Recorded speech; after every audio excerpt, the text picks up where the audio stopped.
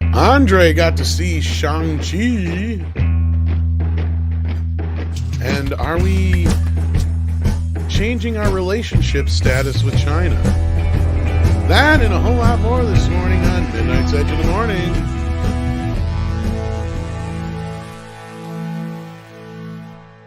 Greetings and good morning to everybody in the chat. I'm flying solo for the moment, but it won't be for long. Andre is on his way home. He has just saw or seen, is it saw or seen? Shang-Chi. So we're going to get his first reactions to it on top of a few other things this morning. I'm curious. I'm curious if he'll think it's a triumph or not. Because it's funny. I remember, where have I seen this triumph thing before? Oh, shoot. I think it was somewhere. Can somebody help me figure out where I saw that something was a triumph before? Yeah, some guy. It sounds so familiar, doesn't it? It does. Well, I can't place it, but when I figure it out, I'll let you guys know. In the meantime, I want to say hello to Olaf, who's here. Hello. Script Doctors hanging out in the chat. We got Megs, who's been gone for a while. Welcome back, Megs. We got Grumpy Panda. I hope he's not too grumpy this morning. Your Muslim uncle is here. Grand Wazoo. We got Rob Altus in the chat. Thank you for being here. John Parson. Joker Voice. Welcome. We got Red Lantern's Rage. We got Judicon. Welcome. Glad to have you here. Rory Mitchell is here. Six is in the house, kids. Six is here. Fleetwood Mac, Hyperguyver 2, Stephanie Janacek is here. So glad to see you all this morning. So glad to be here with you. And without further ado, the man of the hour himself, the boss man, Andre. How you doing? Greetings, everyone. Literally just stepped out of the car like 2 minutes ago. So, yeah. You know, was it a triumph?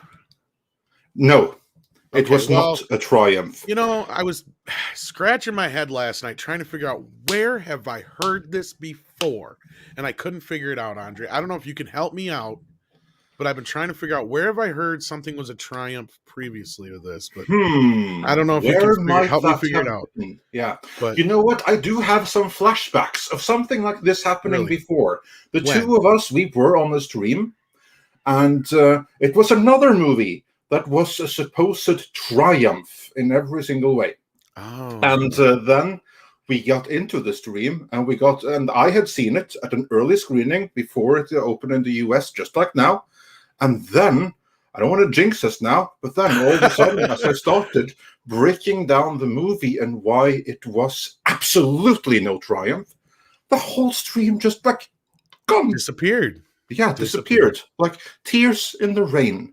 Or like a turd in the wind in San Francisco.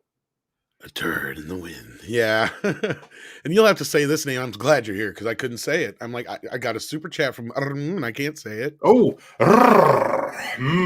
says, hi, gents. Hello, everyone.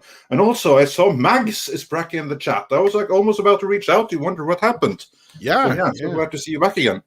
Well, glad to have you here, along with everybody else who's here so far. We've got almost 400 people watching. Hit that like button. Yes, hit that like, hit that share, because many people pointed out this stream may be shadow banned because we are about to expose something that supposedly is a triumph without really being.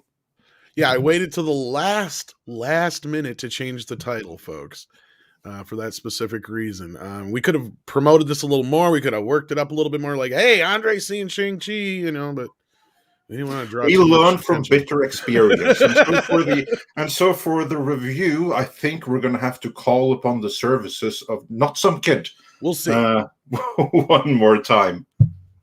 I don't know if he's going to even want to see Shang-Chi. Mexican Iron Man says, Robert Meyer Burnett, my good brother, called it also a triumph. Called it also a triumph. Do we feel triumphant? Cue the music of video. A video of music. Where are you at, Mexican Iron Man? If you're not busy, hop on in here. We can talk about this. Oh, where'd this come from on screen? Holy crap. Captain Marvel is a triumph? Oh, well. That's interesting. Hypergiver 2 asks, was it just a wet fart?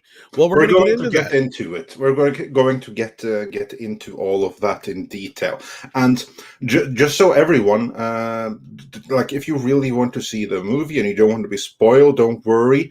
To begin with, we're just going to give general impressions without any real spoilers. So Yeah. just relax, just hang in there. There will be no spoilers, and if there are some, there will be ample warnings before that. Right. And Fractal Jack, he also points out, Andre, don't you want to celebrate the first Asian hero? And yeah, this is a good point. Everyone, Shang-Chi, or ShangChi, or however the hell they try to make us pronounce it, because a huge point of is made of that, of like how to pronounce it, to say it right. And it's ShangChi, or something That's not along what they those told lines. me in the trailer. What did I tell you there? Trailer guy's been calling it Shang-Chi. Yeah, the trailer guy's been lying to you. And the movie wants you to do better. And it makes no secret of it. So no, it's like Shang-Chi or something like that. That's how it is supposed to be pronounced. And for all of you that said Shang-Chi or Shang-Chi or some variation thereof, you all need to do better. And this is a huge point in the video. Do better. It's Shang-Chi, or yeah, something to that end. Really? And and it's the first Asian hero up until this point in history. Never There ever have been one never before. been any Asian heroes before. I mean, on some alternate timeline, there was, Jackie Chan, there was Bruce Lee, there was Sonny Chiba, there was Jet Li. There were a number of people that are in this movie, but in our timeline, the Gillette timeline, this is the first. I mean, we didn't have like Snake Eyes the last month or anything. No. This is the first. I don't normally do this to you on the morning show, but I just can't not do it. Fuck this shit, I'm out. Fuck this shit, I'm out. I'm kidding. I'm still here. I couldn't take it. No, I'm actually kind of disappointed because I was looking forward to this film just being a fun kung fu movie. Well, let's be fair here, because I said it's not a triumph. That being said, no, but you're already pissing me off. What did you say? Sorry. I'm not saying that there isn't fun to be had in this movie. Okay, let's. Do we have any other stories, or shall we just get straight into? Oh, just a minor one is all I found. Like Warner's is shoving something on. I can't even remember what night of the week it's going to be on Cartoon Network, where they're going to show movies and stuff until they have some of the newer shows done for HBO Max, including the Gizmo one, the Gizmo Gremlin one, and something to do with Pikachu. I don't know. That was like the biggest story I found to this point. Other than Captain Marvel is a triumph on top of Shang-Chi or Shang-Chi. I don't know how I'm supposed to say it now. You got me all worried. Yeah, I think it's like Shang-Chi or something like that. Shang-Chi? What? I think Tasmont is about right here. No, what was it said? It was like Shang-Chi. Yeah, I think that was it. Shang-Chi. That's how it's supposed to be pronounced. Yeah. Shang-Chi too. Sun-Ti. That's some tea. We got a couple super stickers, though. We got one from Joel Rice. Thank you for being here, and sends in €2 super sticker. I can't see what it is. Let me bring it up here. Come on, open up. There we go. Looks like a game over with a ghost hippo.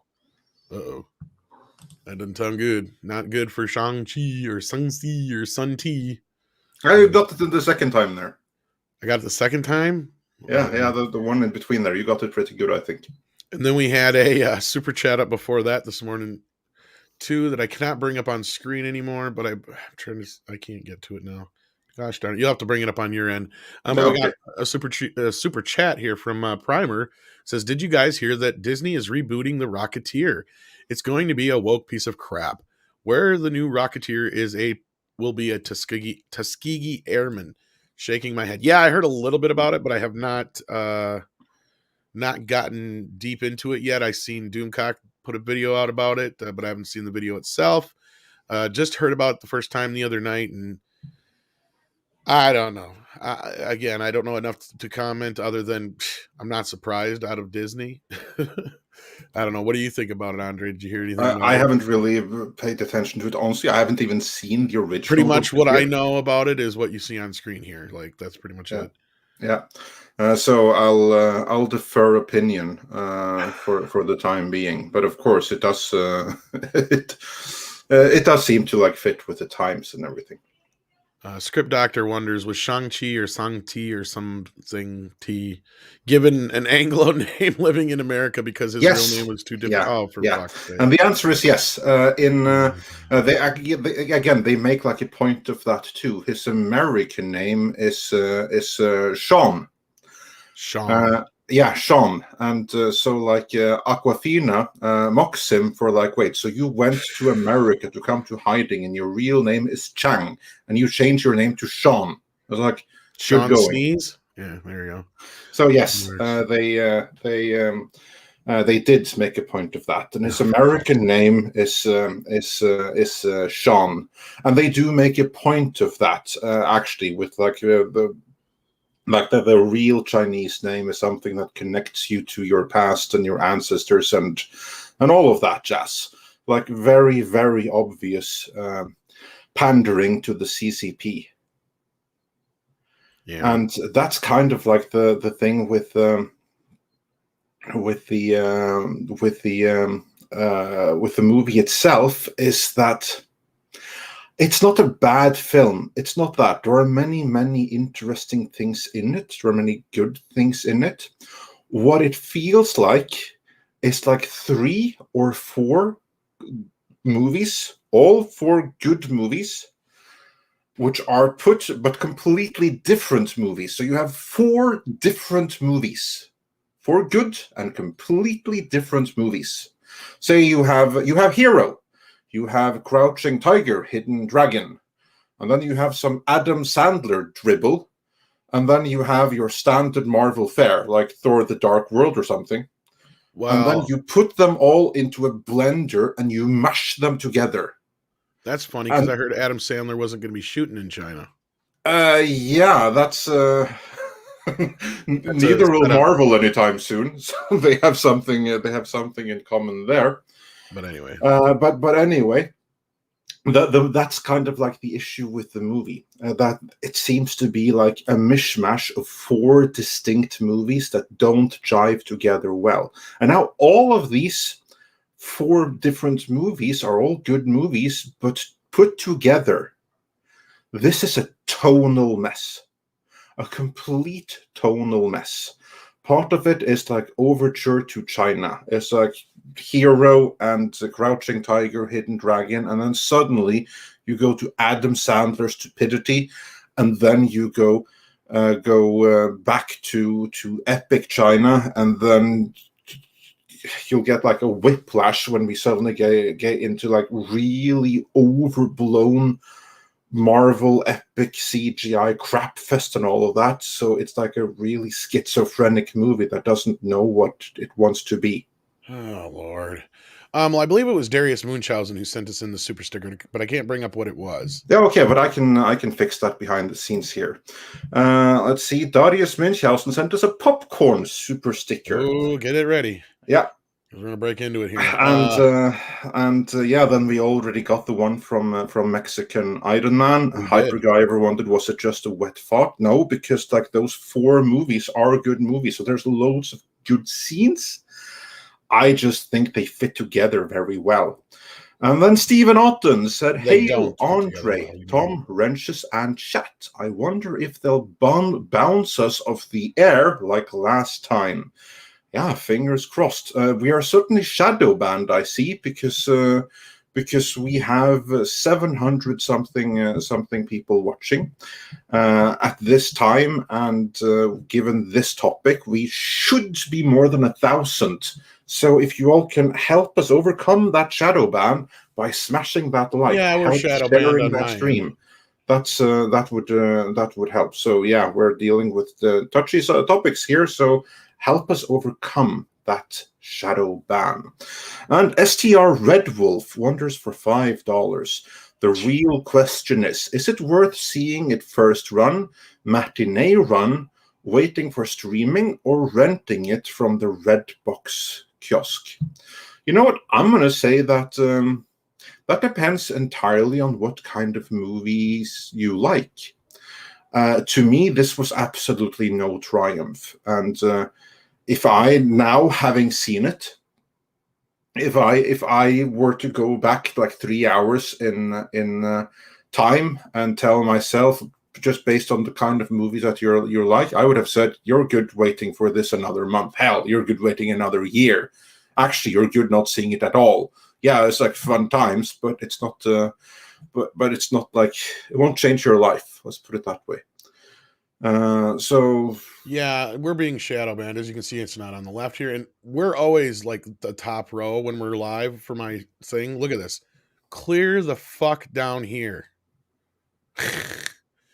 So don't tell me we're not being shadow banned. Right? No, we totally are shadow banned. Yeah. So everyone, please Hi, smash Disney. that smash Say that hi to like. the mouse. But hey, you know what? I'll take shadow banned being over having the entire stream shut down, which is the last time we broke down a movie that was supposedly a triumph. And Hypergiver 2, and this is probably in reference to me saying the correct way to say the name, ShangChi, says, "Whoa, easy there, John China, not here for Mandarin lessons." Oh, you'll be getting some in this Actually, movie. wait a minute. Shang-Chi, John C, Shang-Chi. I found a connection. Oh, yeah, there we have it. Shang-Chi, John C. John China. Yeah. Then the DeWall, which they have one of those there, says still waiting. Yeah, they do. Still waiting for my notification. Actually, I am too. I didn't get one either. That's I don't think anyone got any notifications. No, I did not get one at all. You fuckers, YouTube and Disney, don't even fucking tell me you're not working together. Every single morning of this morning show since we have started, I have gotten an alert. We have shown up on the side screen, and we have always been the top thing in my top row. Not today. This is you can't tell me they aren't fucking with us. This is hilarious. Oh, this is hilarious. And it's funny because I was just hearing something this morning about just about everything we report on is dead spot on. There was a couple other super chats that flew in here that I was not able to grab before they went by, so you're gonna have to grab the one after. Yeah, I will grab those. Up but until before this them, super sticker, yeah. So Michael B, aka Shogun Gaming, sent us 14 Danish krona, so 1000 takk, min venn. But then we had Chris Catman, who says for $50, just home for lunch. Listening into your channel has both impressed and informed. Keep up the fight. And I agree with Tom. Just make it taste like chocolate. Yep. Yeah, everything is better Somebody that who has way. been listening. Thank you so much, Chris. Yeah. Catman. And thank you so much for that very generous donation. Wow. That will go a long way towards keeping the lights on. And we always struggle with keeping the lights on here, don't we? Indeed we do. And I'm just going to tweet sometimes out just in my head the link that we are indeed live right now, despite this platform's best efforts at trying to conceal that fact. And I think we had at least one or two other super chats in between there. Yes, I will get to them. Just give me 1 second here, and we shall. Alex no did get super chats shall be left behind. Notification, and so did D-Bud Martin. But you guys didn't get the actual notification, though, did you? That's my curiosity, because I did not change the title until literally like 5-10 minutes before we started. I don't think that should do anything. Well, it did something. Well, of course, you had China in the title too. That probably didn't help. Oh yeah, Neil says hello despite being shadow banned. Hey Neil, how you doing, buddy? Oh man. And then on with the classic super chats. Let's see then. Then we had Spider Unlimited, who said the only triumph I know is the insult comic dog. Never heard about that. And then we had Joel Rice. You've never heard of Triumph the Insult Comic Dog before? No, should I? Oh, he's hilarious. He's been on all kinds of stuff. He's a little hand puppet who runs around and talks to people, and he's like, "That's great, that's great, that's wonderful for me to poop on." He's an asshole. Okay. I can't believe Uh, you never heard of him. He's hilarious. no, why would I? I don't Anyway, know. That's James Esparza says for $5, I have a theory that after Baby Yoda, we were going to get all kind of cute mascots hitting the big screen and becoming an IP centerfold, a la Gizmo in Gremlins. There's one in this movie. There's a Baby Yoda wannabe in Shang-Chi. No. So, James Esparza, your theory is absolutely spot on. There's a little orco, like a little snarf, or whatever the hell that thing is called, in this movie. Obviously, there to sell toys. Mike said same thing. 35 minutes in, still no notification. We've had at least a couple people in the chat say the same thing. More than a couple now. Huh. Mm. Well, we're shadow banned. Simple as that. Yeah, here's Mike sending in a super chat to say that. Check the. And Erik Runge Madsen also says for 20 Danish krona, Andre says, quote, Tom, there are peanuts in this turd. I don't know quite where that comes from, but at least there's some nutrients in it, I guess. Well, there's that. As opposed there any to nutrients just bubble in the gum, movie, like this movie was. That's what I was just going to ask. No, there's no nutrients in this movie, none whatsoever. Thanks There's mild entertainment. There's like bubble gum. It's like there's some popcorn. It's like mostly air and empty calories. I'm stealing that blubber cum. And says, the suspense is killing me. So eager to hear your thoughts. Oh, we're just getting started. Oh, yes. And and then I think we are. Loves Baby Yoga, and I'm not blaming you for that. We'll see if you're going to love this movie's answer to Baby Yoga, which was kind of freaky. I'm seeing a lot more people who didn't get a notification than did. So that does not surprise me. So with that, before we get into the main topic here of Shang-Chi, because I know everybody's dying to hear what you thought besides just your initial thoughts here. Jillian N says, hail, Andre, Tom, mods, and chat. I set a notification for this stream, and hello, yes. Yet didn't receive one. You set the notification and still didn't receive one? Wow. I think there's definitely some shadow banning going on. That's right. There's some shit in this peanuts. Oh yeah, absolutely. Peanuts in this shit, whatever you want to call it. Yeah. But then Chris Socks says for $9.99. Thank you so much. Hail. I got a notification this morning, first one in weeks. Well, I guess that shadow banning only means that they suppress a lot of notifications, but evidently not all. That may be too suspicious. Huh. Interesting. And yeah, before we get too far into it, I want to say free drunk 3PO. He's been put in Twitter jail for a while. Yeah, what the hell for? From what I heard, I have not got a chance to really talk to him directly yet. Because this is funny, because I was just talking to him the other day about getting him on the show here again soon. And now I can't talk to him other than I got to find another way to talk to him, maybe Instagram or something. But something to do with some copyrighted song or something on some video, and it was really stupid from what I heard. So and for that, they took him down on Twitter. Yeah, and he put out a video basically saying, "You tell me this ain't because I'm friends with Gina Carano or some shit like that." Yeah, I think that might have something to do with it in any way. Free drunk 3PO, I agree completely. Max nailed it there. Yeah. But speaking of China, first and foremost, there was a story you brought to me first, Andre. Let's begin with that. Let's warm up with the China thing, because China is going to be real important to proceedings as we start breaking down Shang-Chi. And as long as Disney's listening, we're going to make them listen for a while. Why not? Zibbity-doo! You said it was like an Adam Sandler movie, right? Well, it turns out Adam Sandler doesn't want to go to China. Or he can't go to China. I can't go to China because Netflix isn't in China. Yeah, and this is actually a really interesting story. It came to us from Insider. An Insider says, Tom, can you go up a bit so I can see the whole title, because I don't remember it. Yeah, I'm trying here. It's being a pain in the ass. No, just there it is. Okay. There. Adam Anyway, I Sandler remember the says gist of yes. Netflix asked him to rewrite his new movie. He actually writes his movies.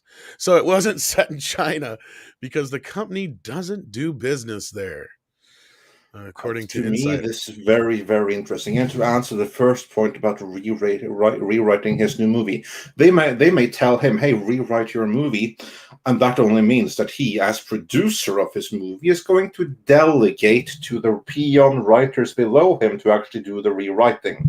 So that's the answer to that.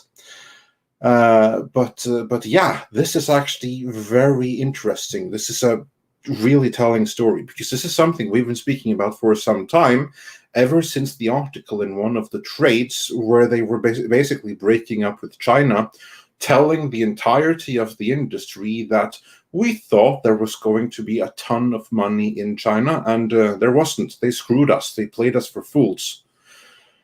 And as a result of that, it's now more acceptable to suddenly start turning away from China and don't do business with them. So this story then from Insider says that Netflix asked Sandler to rewrite his new movie so it wasn't set in China anymore because the company doesn't do business there. Yeah. Now, Tom, what strikes you instantly about that story when they say, please rewrite it so it isn't set in China anymore? Probably Adam Sandler saying, but I didn't write the movie in the first place. You mean I actually have to write a movie? Oh, boy. Yeah. But outside of that, given that he had some peons that he wanted to go on vacation with his friends to China, I guess is the other surprising part, maybe? I don't know. The thing with it that I wanted to get to is that it was set in China to begin with. Yeah. Why do you think that was? Why do you think it was set in China? Clearly we know why it was, is because the whole ideology that they want to do business in China because there's all this Chinese money to be made that they are recently figuring out that, oh, shit, they're not paying us. Or they never were going to pay us, and they're not going to pay us. So exactly. That, to me, is the interesting part here, because a movie takes a long time to develop, and we do not know exactly which movie that is being referred to here, other than that it's an Adam Sandler movie. And remember, Sandler has a production deal with Netflix, so he makes like exclusive Netflix movies. That's a very lucrative proposition, so kudos for him for having that. But the interesting thing, though, is that this movie at some point was written in China, not like physically written in China, but like it was written to partially be set in China and otherwise reference China. And the only way they would do that is to placate the Chinese market and try to get some of that sweet, sweet Chinese money. And then, while the movie has been in development, something has happened politically behind the scenes, and China isn't so hot anymore. And then comes the request from Netflix: please change this whole thing about China. To me, that only confirms that what was alerted in that article we covered a few months back now is starting to have some real impact. The relations between Hollywood and China are cooling significantly. Not only that, but quickly. I mean, we've been seeing this rapidly within the last few weeks here, specifically, actually, which is kind of weird. Or even months, I suppose you could say. Yeah. And Shang-Chi seems to be just like the final nail in the coffin, almost, it feels like, because it's like they've written it off. And I mean, we know we've talked I would say it's the penultimate nail in the coffin. It's going to be the biggest nail in the coffin, but the final nail obviously is going to be the Eternals. You think so? Yeah, I think so. Well, because again, the Chinese pandering in the Eternals, they found the Chinese director because they're the movie the one itself that won't show over there, so much. But specifically to showcase some Chinese talent and stuff, they found what they thought was the hottest, most up-and-coming Chinese director. And make no mistake about it, the Eternals director who was chosen, other than any of the 20 others that they could have gone with, all fine directors, but this one was chosen specifically because she was Chinese for the Chinese market. You know what? I think Carrie's is right here. Adam Sandler knows Kung Fu, but he doesn't know where from. Turns out he's from China. Oh my goodness. This summer, it's Shaolin Sammy. I think you're right. Yeah, lots of Shaolin and Shang-Chi, by the way. So yeah, we'll get into that. All right, let me read this here quick. Adam Sandler says Netflix asked him to change the plot and location of his upcoming sports comedy from China to Spain because the streaming service isn't available in the Asian country. In the forthcoming comedy Hustle, Sandler plays a basketball agent who attempts to revive his failing career by recruiting an extraordinary overseas talent to the NBA. They already made this movie. It was called The Air Up There. Yeah, but that was old. Remember, like, old movies don't exist anymore. I mean, they even erased Bruce Lee from history. They've made this movie like 20 times now, actually. In the final version of the film, Sandler's character recruits a promising player from Spain, played by real-life Memphis Grizzlies forward.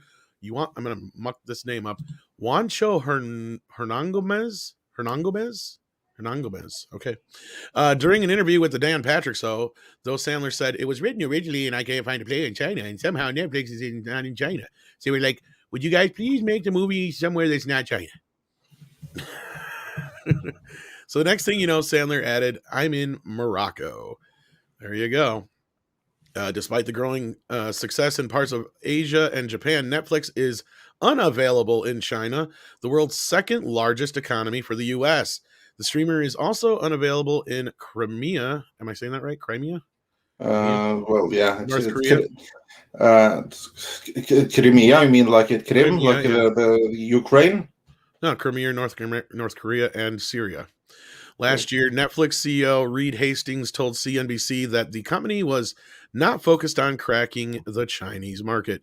We got turned down by the Chinese government several years ago, and we have not been spending any time on China in the last couple years, he said, adding later, there's so much opportunity for us in Asia, the rest of Asia, India in particular, Korea, Japan, Indonesia, and then all around or all through Europe and Latin America. Yeah, in other words, India has people and Europe has money. Yeah. And then Adam Sandler admits that the basketball player in the film is a better actor than him. At least he can admit it. Then there's just more about the movie itself and about his production deal and all that good stuff. So yada, yada, yada. Nobody gives a shit. Nobody gave a shit about the movie to begin with, Adam. I'm going to break the sad news to you. Yeah, and China never did, and now Netflix don't give a shit about China either. I guess I'm not big in China. Nor will anyone else be. Certainly not Shang-Chi, but we'll get into Yeah, so that. tell us about Sun-Chi or Shang-Chi or whatever the fuck it is. Do better. Well, before that, we had another related story on it because... Oh, and you're starting to cut out. Look at that. Isn't that hilarious? All right, come back with me here. Talk some more.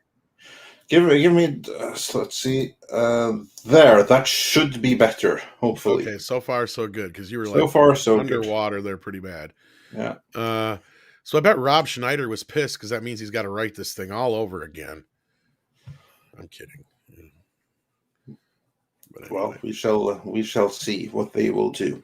But anyway, something else as well, though. What was that? Because we have then some signs that Hollywood increasingly is abandoning China, but China is abandoning Hollywood too. Because I'll put another story here in the private chat so you can bring it up on screen, which only goes to show just how badly timed Shang-Chi really is. I mean, talk about having the wrong movie at the wrong time. Because this other story, which now is in the private chat, Tom, so when you can break it up or bring it up. I was just checking about how many dozen people just told me they didn't get the alert in my private DMs. Oh yeah, I'll go for it, but including many of our regulars. And, but we seem to be doing pretty okay, which only goes to show we're better that now, sharing and liking actually does help. So I was going to say, I think I noticed the boost when you put it on Twitter. Yeah. Anyway, this story comes from Bounding into Comics, and it reads, Hollywood losing ground in China as audiences grow tired of incessant pandering. And that's before they've seen Shang-Chi. And if there's a movie that pandered to China, that was it. According to a recent report from Variety, big-budget American movies are being squeezed out of China due to the population of the Asian communist country growing tired of Hollywood's incessant pandering. According to data provided to the trade news outlet by Artisan Gateway Consultancy, only 2 North American films have managed to make it into China's top 15 rankings. That's F9 and Godzilla vs. Kong.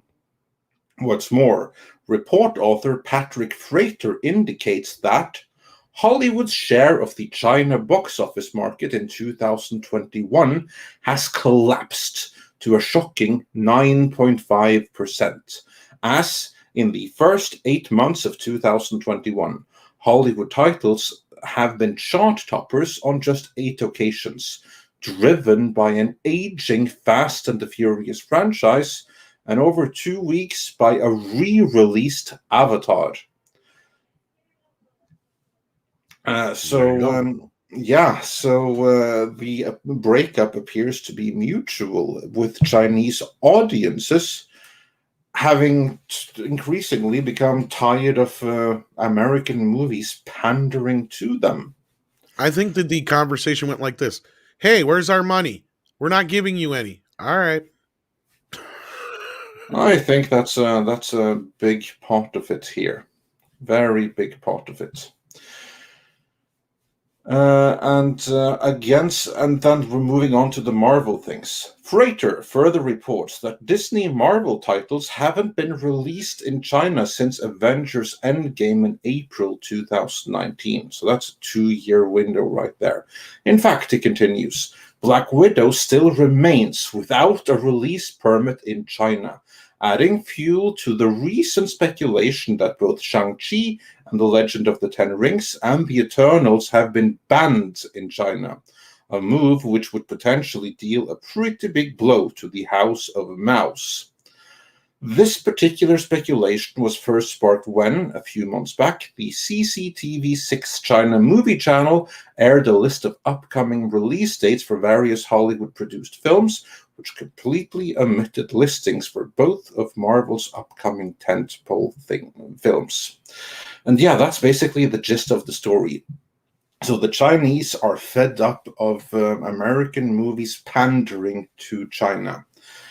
And against this backdrop, Disney have made some extremely Chinese pandering movies, especially in Shang-Chi. And the pandering in that movie is pretty incredible, to the point where I actually think it would be offensive to Chinese sensibilities if it had been released there.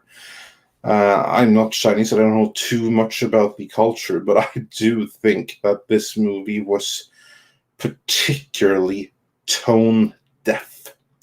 So, Tom, any thoughts on this story?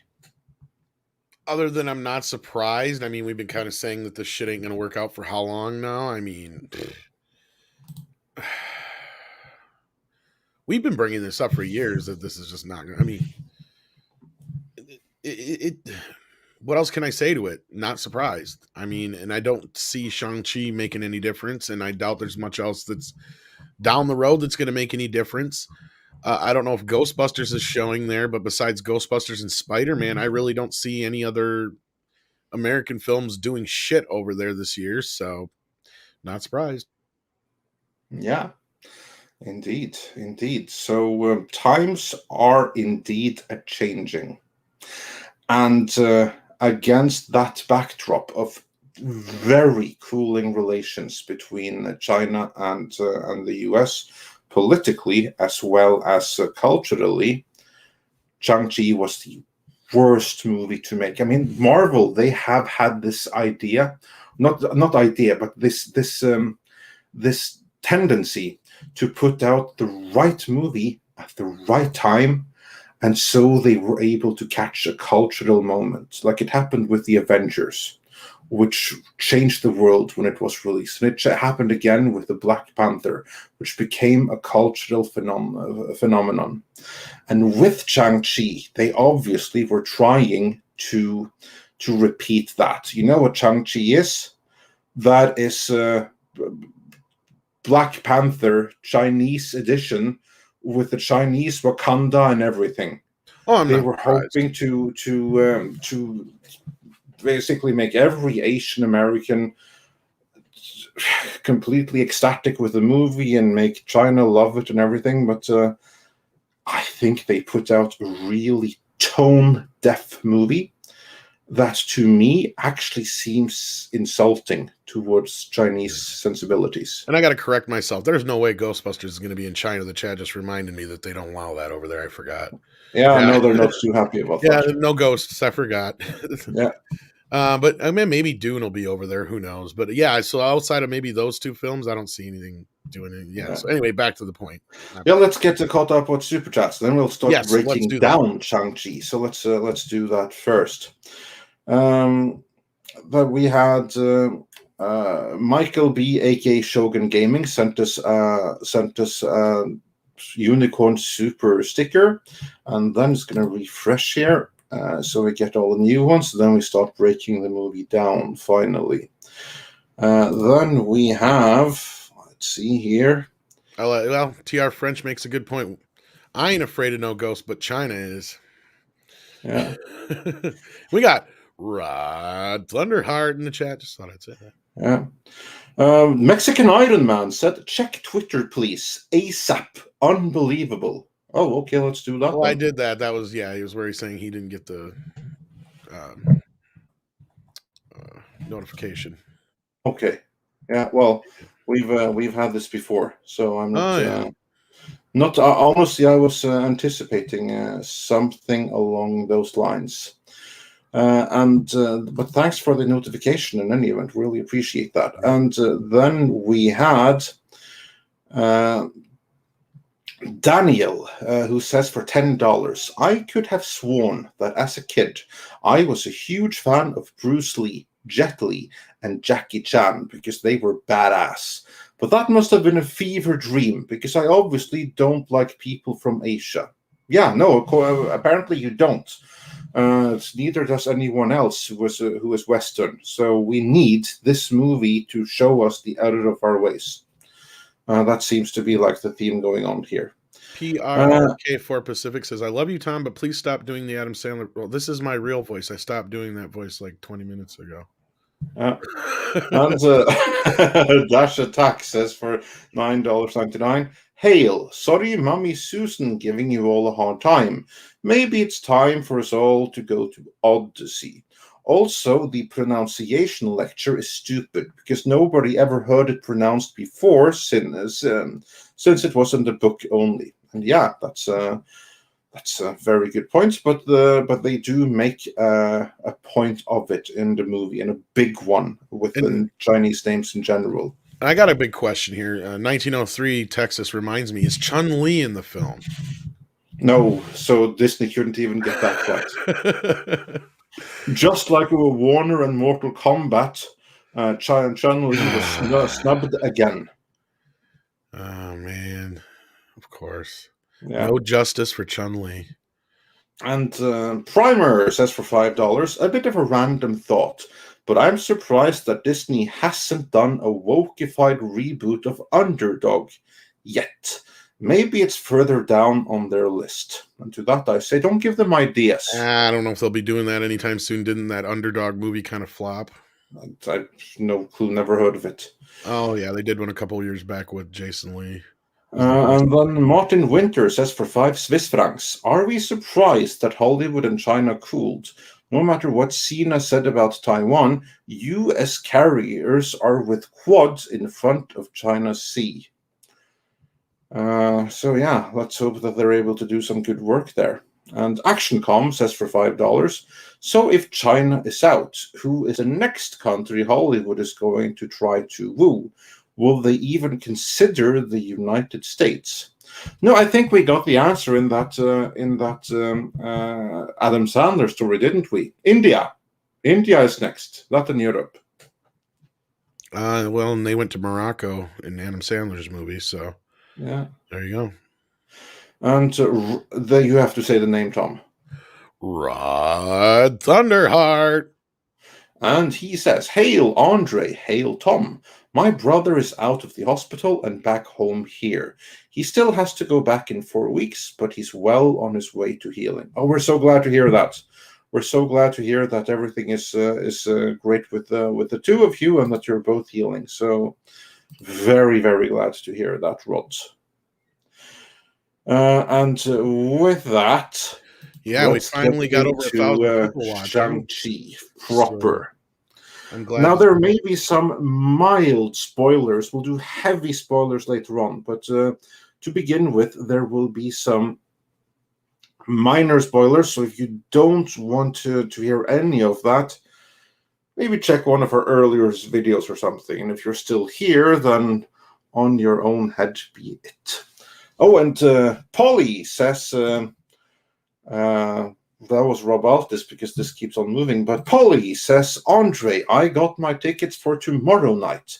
This should be interesting." Oh, yes, I do look forward to discussing the movie with you all once more people have seen it. And you're right, Toe 786. It was Majacoro or Majorco or how the hell you say. I don't care. Okay, I've gotten 2 hours of sleep right now. Morocco and Mallorca are two Mallorca? very, very different things. I You know, just have to I say. know, I know. I fucked it up. That was my fault. Yeah, that's Mallorca? Is that how you say it? Mallorca, yeah. All right, good. I'll forget that later. Yeah. So yeah, that's one of the Balearian Islands. I've been there a couple of times. I've been to Morocco too, but the two are quite different. And 6 says that we are close to 666 likes. Hey, and the person who actually does get us to 666, do let us know in the comments. You'll get a cookie. Cookies are not guaranteed. Yeah, and Mexican Iron Man, before we move on, says, "When Andre bought the ticket online and went to the theater, to what extent did the ticket sales look high or low? And to what extent was the theater full?" Well, I can answer that. When I booked the tickets in the last moment, the theater looked very empty. And when I got there, it also looked very empty. I estimate there were maybe 20 people in the screening, 20, maybe 30, but certainly no more than that. And this is in the IMAX screen, in the first public screening of the movie in Oslo. And this is the only IMAX screen. So anyone who wants to see it in IMAX, this is the one they go to. Now, probably there will be many more tickets sold for the later screening, since this was a matinee.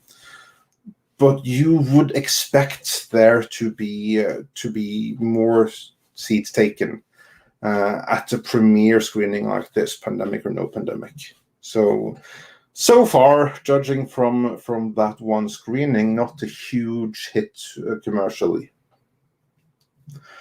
But Ram we says shall it's see. pronounced Mallorca. Mallorca. Yeah. Y'all are confusing the fuck out of me. That's all I know. Well, it's Spanish. It's one of the Balearian Islands. Well, in many places, it's actually written with a double L just to make it complete. You guys got Mallorca. So usually, when you would see it in writing, it would be written Mallorca, but that's how they pronounce Mallorca. Your dash attack.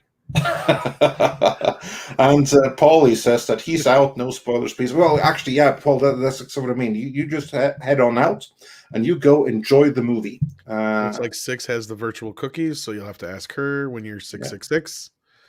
You'll get your virtual cookie. And then STR Red Wolf says, "Hit that like button. We do appreciate Yes. that.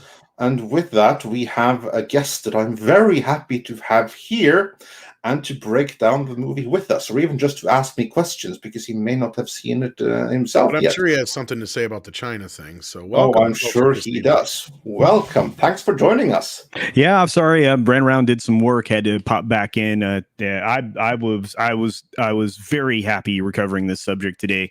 I think we're continuing to see China fall out of love with Hollywood. They've already gotten what they needed out of Hollywood. I'm not sure. I only got to listen to a little bit from you guys from the road, but Hollywood already got what they, or excuse me, China already got what they needed from Hollywood. The advancement in moving forward on every level of Hollywood production, et cetera, et cetera. Hello, everybody. Good to see you all. But yeah, I'm interested to hear your take on this, Andre, because I have not yet had an opportunity to see the film. I'm wondering, does it fit solidly in the MCU? Of course, I'm not going to spoil all those questions. I'll sit back and relax with everybody else and look forward to this. Yeah, perfect. All right. So if you have any before we questions, get into that part, I was going to say culture. What's your whole feeling on Adam Sandler movie being moved out of China and this recent movement away from China in the last few weeks? I think you're going to see more and more of that, to be honest with you. This is not something that is a sudden turning of the ship, right? We were, I think Andre and you, Tom, were both talking about this breakup going back many months ago. In fact, I think even Cameron, actually years ago, probably. Yeah. It was a long time ago. And Cameron Pasha was, talking about it. And we've started to see a lot of investment in movie production facilities around the world. Obviously, additional production facilities here in the States, here in additional in North Canada, in Canada, in North America. You've seen some stuff go in Mexico. You're seeing South America get invested in production of media. Of course, India's been in production of media for a very long time. So it wouldn't surprise me if the U.S. took advantage of some of those resources and some tax breaks, because remember, this is all about the getting a break on your production costs across the board. Whenever you work in Hollywood, you don't want to pay full price for anything if you can avoid it, and if you can avoid taxes, you're doubly more interested. So yeah, I think moving things to India. Yes. I think there are other foreign countries that you're going to see things. I mean, consider this. We've been seeing things shot in Turkey. We've been seeing things shot in Romania. We've been seeing a lot of things shot in other countries. In fact, Quibi was actually doing a lot of international production with their short form, presentations that, Roku ended up buying. So, we're starting to see that. And of course, that's a great comment in the chat. India and China have been at war forever. I mean, not, an open war, kind of a cold war at this point in time. And it, that'll heat up quickly. I think so too. Yeah, because when India starts to have this giant influx of production money, which they're going to get, they've already been benefiting from the crypto market. A lot of the cryptocurrency creators have been dumping money or giving away free crypto to India and organizations in India to distribute. And as the crypto market picks up, India divests themselves, and they're gaining ground financially, because as the crypto market ticks up, they sell off 5%. Crypto market ticks down. Then the crypto market ticks up, they sell off 5%. And eventually they'll be out of those resources from these crypto companies. An example of that being done right now is in India is called Shiba Inu coin, right? But you're starting to see lots of support for China in an effort to stave off, for India in an effort to stave off China. Yeah. So, but that doesn't surprise me. So anyway. So yeah, I'm not surprised at all. But you're going to see more productions coming out of South America, believe it or not. I think, and obviously India. So, but yeah, I think the China thing's over for the most part. I think you're only going to have a few large films that are going to get traction in China. Probably the last Fast and the Furious 10. I think that'll get some good traction there. I'm going to say, the biggest franchises that have tried to pander to China have been Marvel, Fast and the Furious, and Transformers. Let's not forget Transformers was the one I was Transformers. trying to think of. Yeah, Transformers. Yeah. Well, I mean, they're in bed with financial partners. Legendary as part of Wanda Group. Original Film is owned by a Chinese investment. So, when your finances are coming from there, there's a good chance your film will get made or, released there. So that's another problem I think Disney's been having is they really were trying to get, partnerships across the board. And, China just wanted what they could take from them. And I think eventually they're going to take the theme parks from them too. I think so too. So JPEG better start writing them off right away because the CCP can and will take them at a moment's notice. And Mr. Ninja Bear says 666 will bring Brie Larson. Like I said, we'll do spoilers later. So, yeah, no spoilers just yet. Oh, so it's true. All right. Well, very good. All right. Let's Wait, so she's in probably one of the end credit scenes? Oh, no. I'm not surprised. That's been an open leak for a while. But, yeah. Anyway. Oh, yeah, on that note, to those that were, I'll say that right away. Is this a movie where some people have said, "Oh, you have to stay for the end credit. The end credit makes the whole thing worthwhile." Is Shang-Chi the movie they tried to sell that way? Because if it is, that's freaking false advertisement. Because these ended credit scenes were complete waste of times, both of them. Wow. But yeah, well, we'll get back into the end credit scenes in the fullness of time when we get around to it. But to begin with, I don't want to spoil too much just yet. What I will say is that the movie is very, very strong in its pandering to China. Like it completely tries to make this the Chinese Black Panther. It absolutely does. It tries to hit on every emotional Chinese string there is, and the opening scene, that I will say, it's kind of ripped off from Hero. This Chinese movie about the foundation of China, which actually is a really, really good movie, and I do recommend that one. It kind of begins with that, and it begins with the Mandarin, or the character that we know as the Mandarin. And that actually is part of the movie's problem in China, because Shang-Chi started out as the son of Fu Manchu. Now, Fu Manchu, of course, is a pulp character from the 1910s in his own right. And he's something of an evil Chinese stereotype. And you haven't really seen much of him in the past few decades. We did do a video on him a few months back. And a big part of the criticism against this movie stemming from China is because this whole concept begins with Fu Manchu. Because in the pages of the comics, Shang-Chi is the son of Fu Manchu. So that's a pretty bad start right there.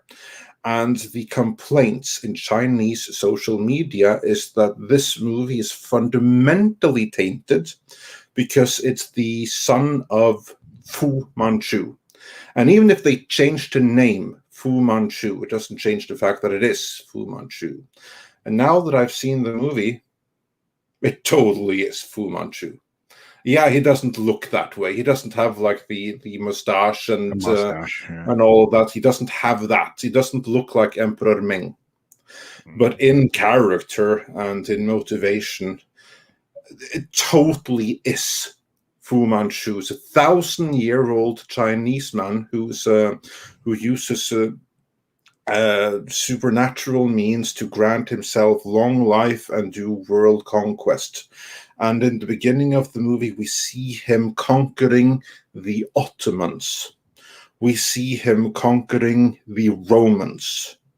And then we fast forward to modern times, and then he's just like a Chinese gang lord living isolated in the mountains. I don't know quite what happened with his worldwide conquest ambitions, but that's basically how the movie begins.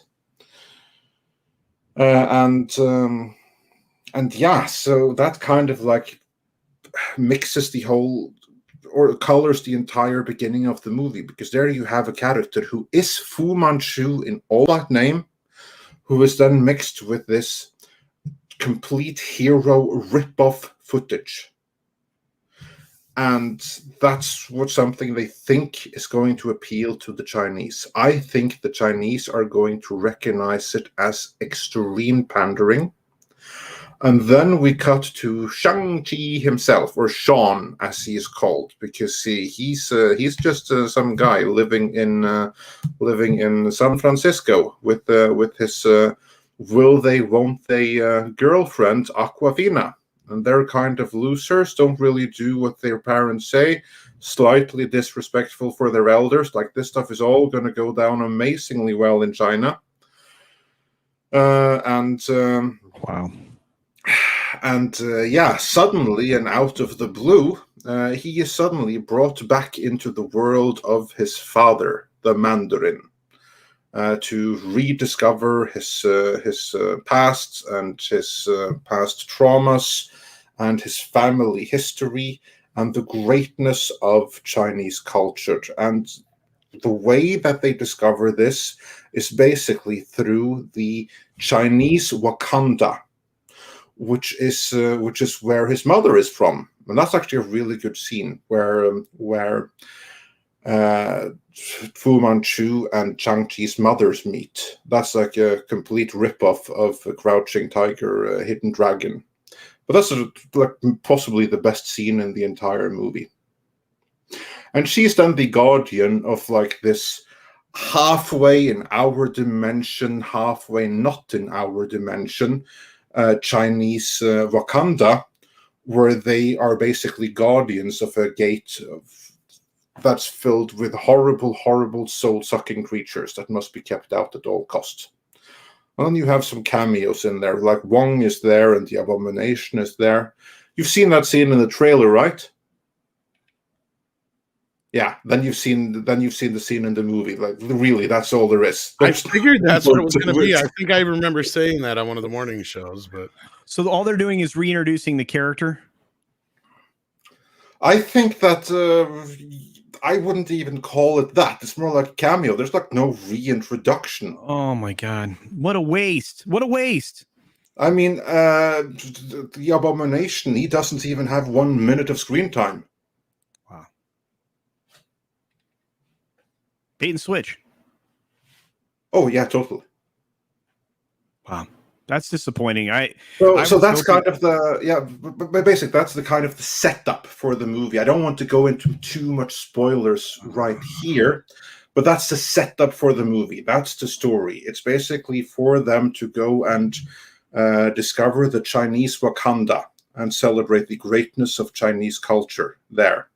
And again, I'm not Chinese myself, but I kind of think that the whole thing is probably going to be offensive to Chinese sensibilities. I think the whole thing is going to be Mulan all over again, where they thought that they had something that was going to play gangbusters, but it was brought from too much of a contemporary American Hollywood perspective that was outright disrespectful to Chinese heritage. And I think that's done even more in this movie, which is obviously why the Chinese have banned it. I think the only people that are going to consider this movie a triumph are people that consider it to be so for political reasons and for what it does for representation in America, and not for anything anywhere else. And this Chinese Wakanda, yeah, it looks like interesting, but I think it's going to fall completely on his face. I don't like. You had like the real Wakanda in Black Panther. That's something that actually like caused inspiration. People felt empowered, all of those things. I'd be shocked if anyone had the same response to this movie.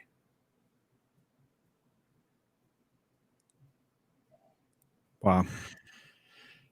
So that's a setup. I have no intention of breaking down the movie in detail, as I said, but I'm very happy to answer specific questions that anyone may or may not have. So, okay, so Abomination's only in there for 10 seconds, 15 seconds. 20 maybe. There is no compelling reason to worry about the mid credit roll or end credit roll scenes.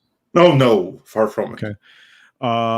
So all of those marketing things that they've tried to use again, like they did with Captain Marvel, those aren't, they're just as irrelevant as they were for that film. Totally. Okay. Wow. This is frustrating. So more than even a bait and switch, maybe even outright willful deception. I wouldn't say that. Like, in my personal opinion, I don't think that the end credit scenes like did anything. Like the final post credit scene, that's a tease for an as of yet unannounced Disney Plus show. Wait for it to be announced this weekend or on Friday, as the movie premieres. They're not going to announce it yet, but that's like a Disney Plus tease. That's the final end credit scene. Whereas the post or the mid credit scene, that's a tease for something that's going to come next. That's kind of like Disney is, but not a big one. Disney, Marvel, and I should say the Disney brands are now becoming notorious for presenting you a basket of flowers, but all of them turn out to be weeds. That's kind of how I'm feeling right now about pretty much anything that they've been presenting over the course of the last 9 years, 7 years, somewhere in there. I mean, maybe fewer weeds in Endgame, but I mean, seriously, they're here's this bunch of pretty flowers, and they turn out to be, weeds. I don't know. It's bad. I'm frustrated. Let's see some pertinent questions about the film. Before that, while you think, The Last Millennial says, "Geez, Andre, did you like anything in the movie?" Just kidding, but honestly, when are we going to start boycotting these pandering, non-inspirational, ideological IPs? Wow. And yeah, here's the thing. There are many, many really good, entertaining things in the movie.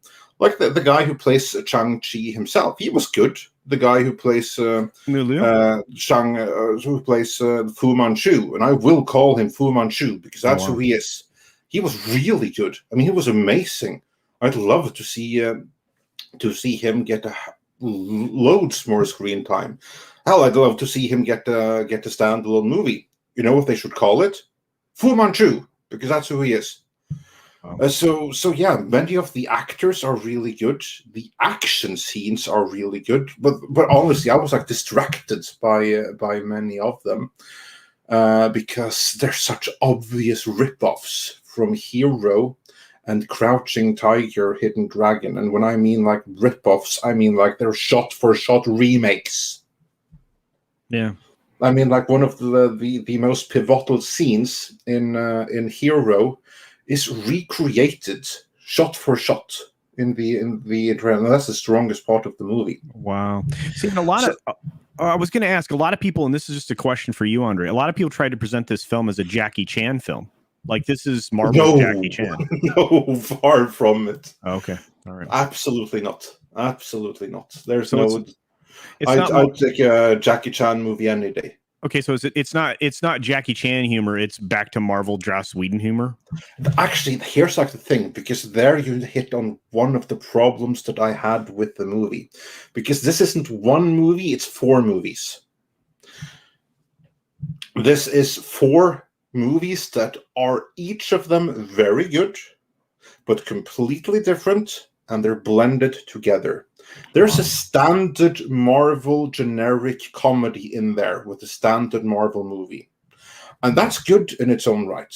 And then you have like this classic Chinese movie, which is really good in its own right. And then you have like a standard American Kung Fu movie, which is also good in its own right. And then you have like really overblown X-Men movie from Fox with like CGI monstrosity from the heaven and all of that kind of thing, which is no good at all. And then they mixed all of them together and they put them in a blender And what comes out is then a mishmash of all of that, and it's a complete and tonal mess. Wow. So the humor that would work in another movie, to me, didn't work because it came right after a really nice epic scene, and then that's undercut by the ridiculous humor. And then we have some really cool, gritty action scenes, which are completely undercut by them, like jumping up in the trees, crouching tiger, hidden dragon style, the next scene. So it's like too much of a tonal mess. It's too wildly inconsistent in tone. Now, I'm particularly sensitive to tone. So to me, that's something that I just couldn't get over. Yeah, like, I like this scene, I like this scene, I like this scene, but I didn't like the movie because those scenes didn't jive together. Yeah, and so wow. So is there good wire work? I mean, I don't even know what questions to ask at this point because it doesn't sound like there's a lot there to be excited for. Oh yeah, it was a really good shot-for-shot remake of Crouching Tiger, Hidden Dragon. Oh, well, that's cool. like one of the best scenes in the movie. Cool. It begins really, really strong by having like those Chinese film tributes in the very beginning, which is like when Fu Manchu meets his wife, and they're like fighting against each other, which is kind of like dancing. In this Crouching Tiger, Hidden Dragon wirework style, and that was really nice. That was amazingly well done. I'd much rather see that movie. Is this one that could be laid at the feet of Kevin Feige directly? Hell yeah. Okay. All right. I mean everything in Marvel movies can be laid at. Well, but I mean specifically this film more directly because they've been continuing to bring in like what the directors and even the writers are doing, and this is not baloney sausage kids out there. They're working out all of the action scenes in advance before they hand the project over to whoever they're handing it to. And I would imagine Feige was incredibly invested in this. And so if what you're saying is true, they literally cut and pasted other people's films to fit around a story that was crafted. Yeah, Holy that's cow. exactly what happened. Wow. That's my reading of it. That's the impression that's why it didn't work for me. Wow. Because as I said, like these are different movies that are put together in a blender. It's kind of like, I like pizza. Mm-hmm. I like taco. Mm-hmm. I like sauerkraut. Mm-hmm. I like a good whale steak every once in a while.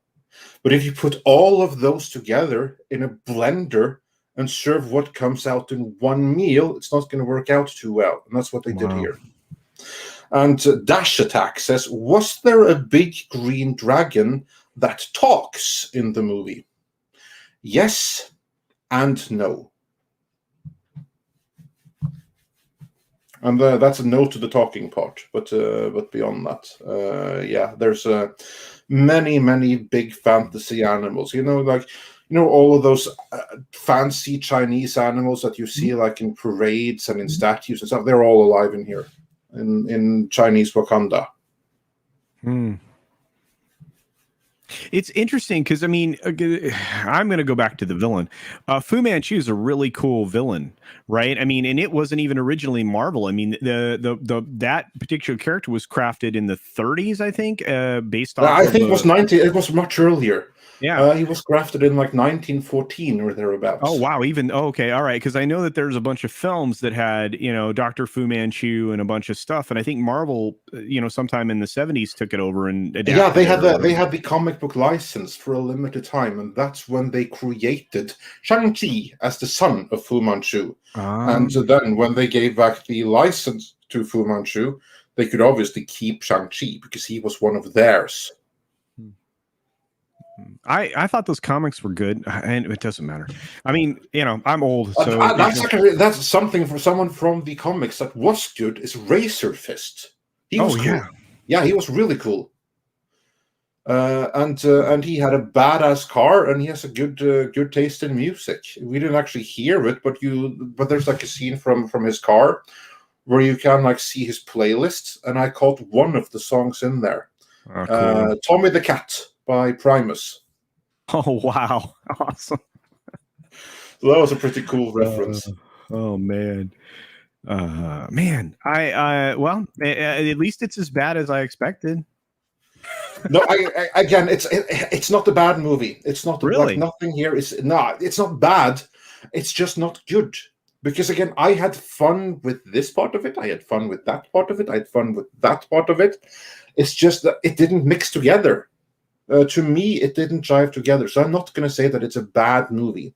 I won't say that. But I will say it's not the movie it could and should have been.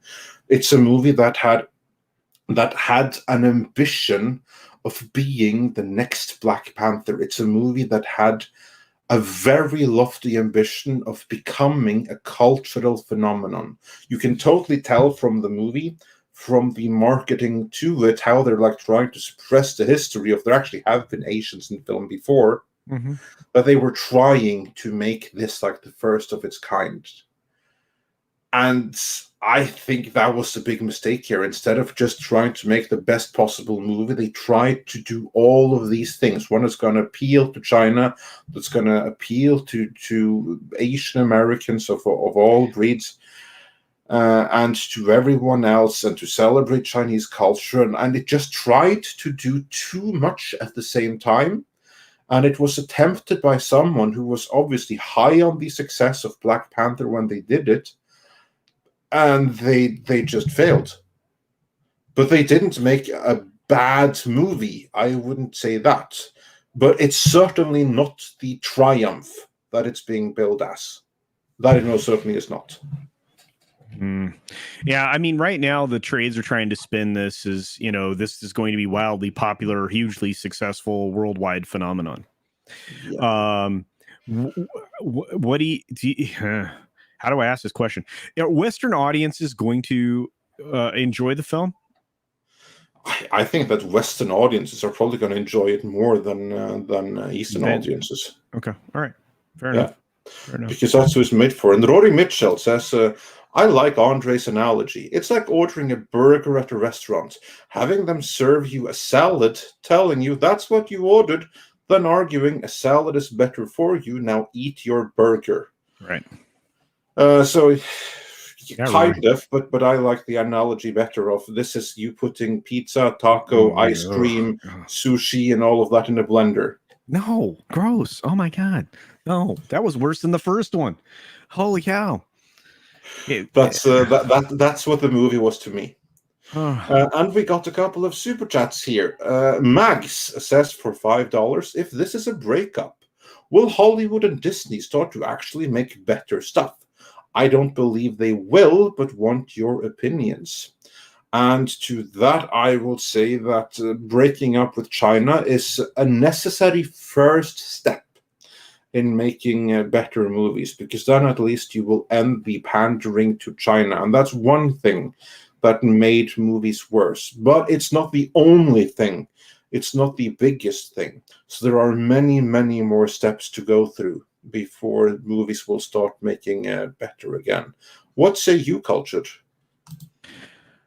Oh, I've been wanting this to happen for a long, long time. I thought that, again, I mean, this is not a new pattern for the Chinese to try to take. They basically invite in industries, partner with them, deliver not quite what they promised in the first place, but because of money, people ignore the fact that they're not getting quite what they wanted.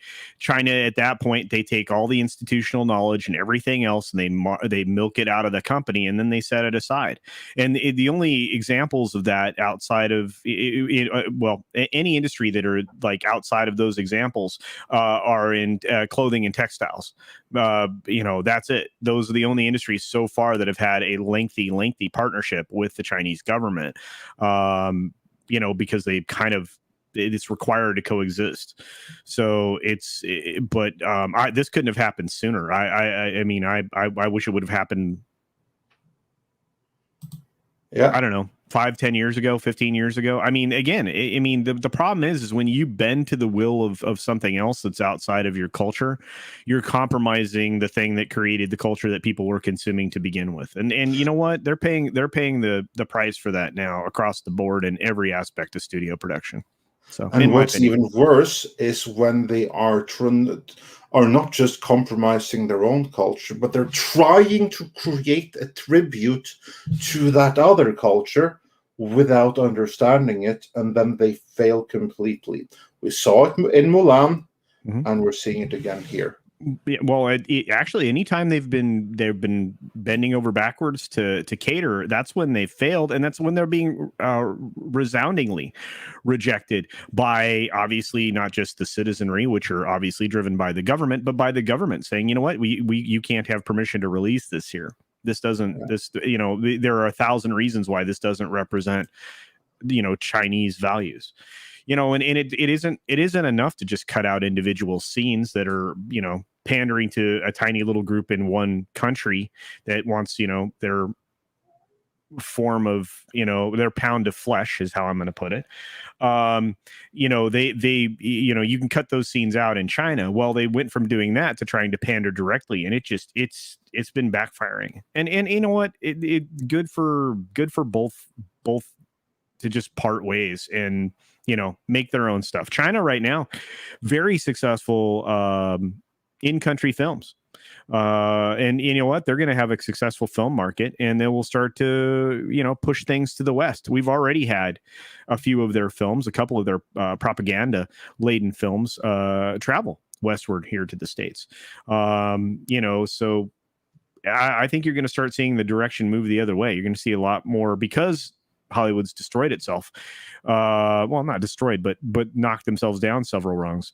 You're going to see a lot more films from foreign countries make it their way into the U.S. and be very successful. We are a huge media market, and we should be prized, and we just haven't been taken for granted. Yeah. And Bast says Shang-Chi defeats his father. The end.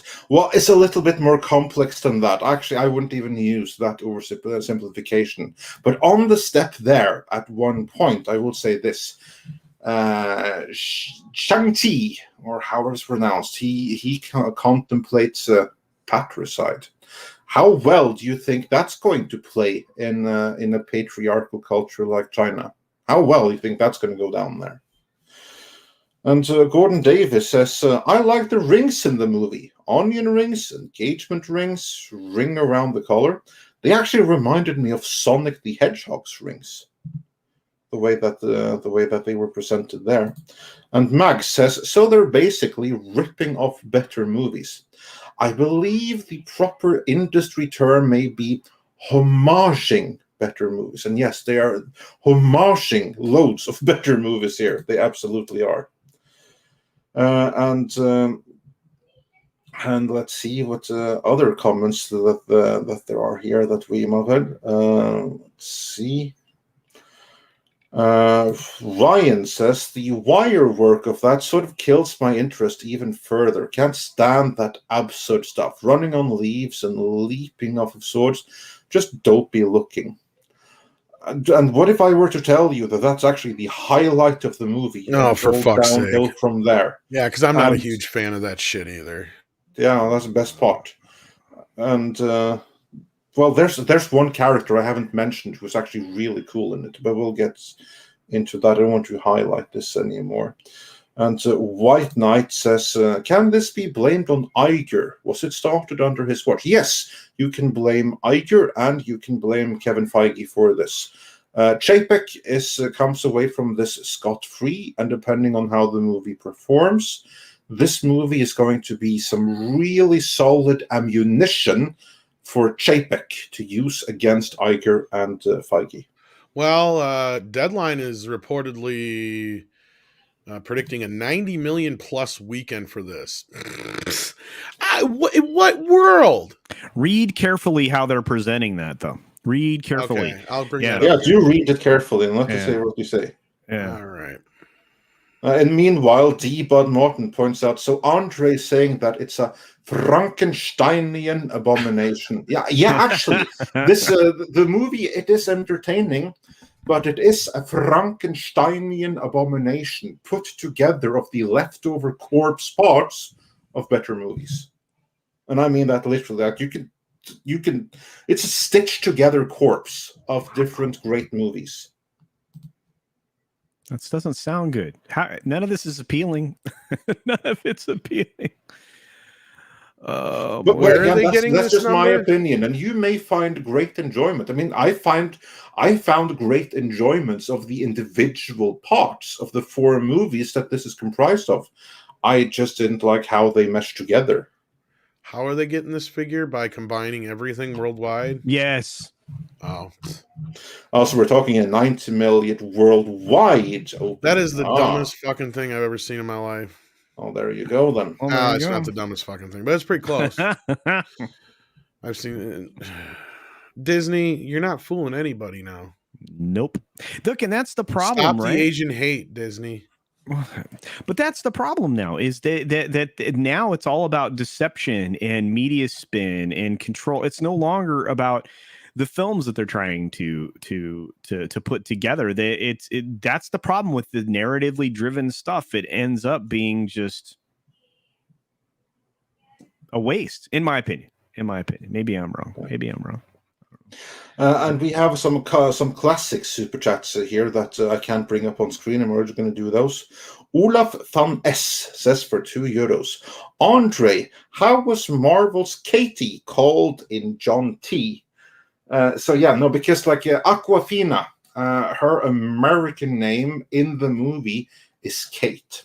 But a point is made that the American name, that's kind of like, a slave name. The Chinese, they all have a real name, one that binds them to their past and to their culture. And I don't remember Kate's real name. Sorry. I remember Fu Manchu's real name though, and that was like Wen Wei. That was the excuse from Marvel. That no, this isn't Fu Manchu. This is Wen Wei. And then he also goes to say that he has had many names across the years, and Fu Manchu evidently could be one of them. So that's a spin-off that I'd love to see. Marvel's Fu Manchu, that would be something. And SDR Red Wolf says, smash like button like Hulk. Yes, do that. And Motelicious says for $5, I totally forgot about What If. Maybe news distracted me. It seems like incompetence of government is rivaling Disney, or the reverse thereof. No. Motelicious, let us not insult Disney that way. They have never done anything to rival the incompetence of what we're seeing in government, certain other places. So let's not even... there are limits to what we can accuse Disney of. Tom, you have to say the name. Rod Thunderheart. And he says, hail Midnight Edge in the morning. Hail Cultured Casino. I probably will see Shang-Chi because everyone likes watching train wrecks. I hope you'll enjoy it because, again, the individual parts of it were fine. I just didn't like how they were assembled together. But, I look forward to hearing what other people say. And Sino Bit said for $5, I'm an hour behind listening at double speed. But here's a fun game, trying to guess what you're talking about by reading the chat. That is a fun game. I play that game sometimes too. The Last Millennial says, Hollywood borrows money from China. Do you guys know who might be the biggest company that finances these movies? Is it an American company or a Chinese one? What say you, Cultured? Well, I mean, a lot of these companies are backed by Chinese money. I think I used it in the because I responded in the chat to that one.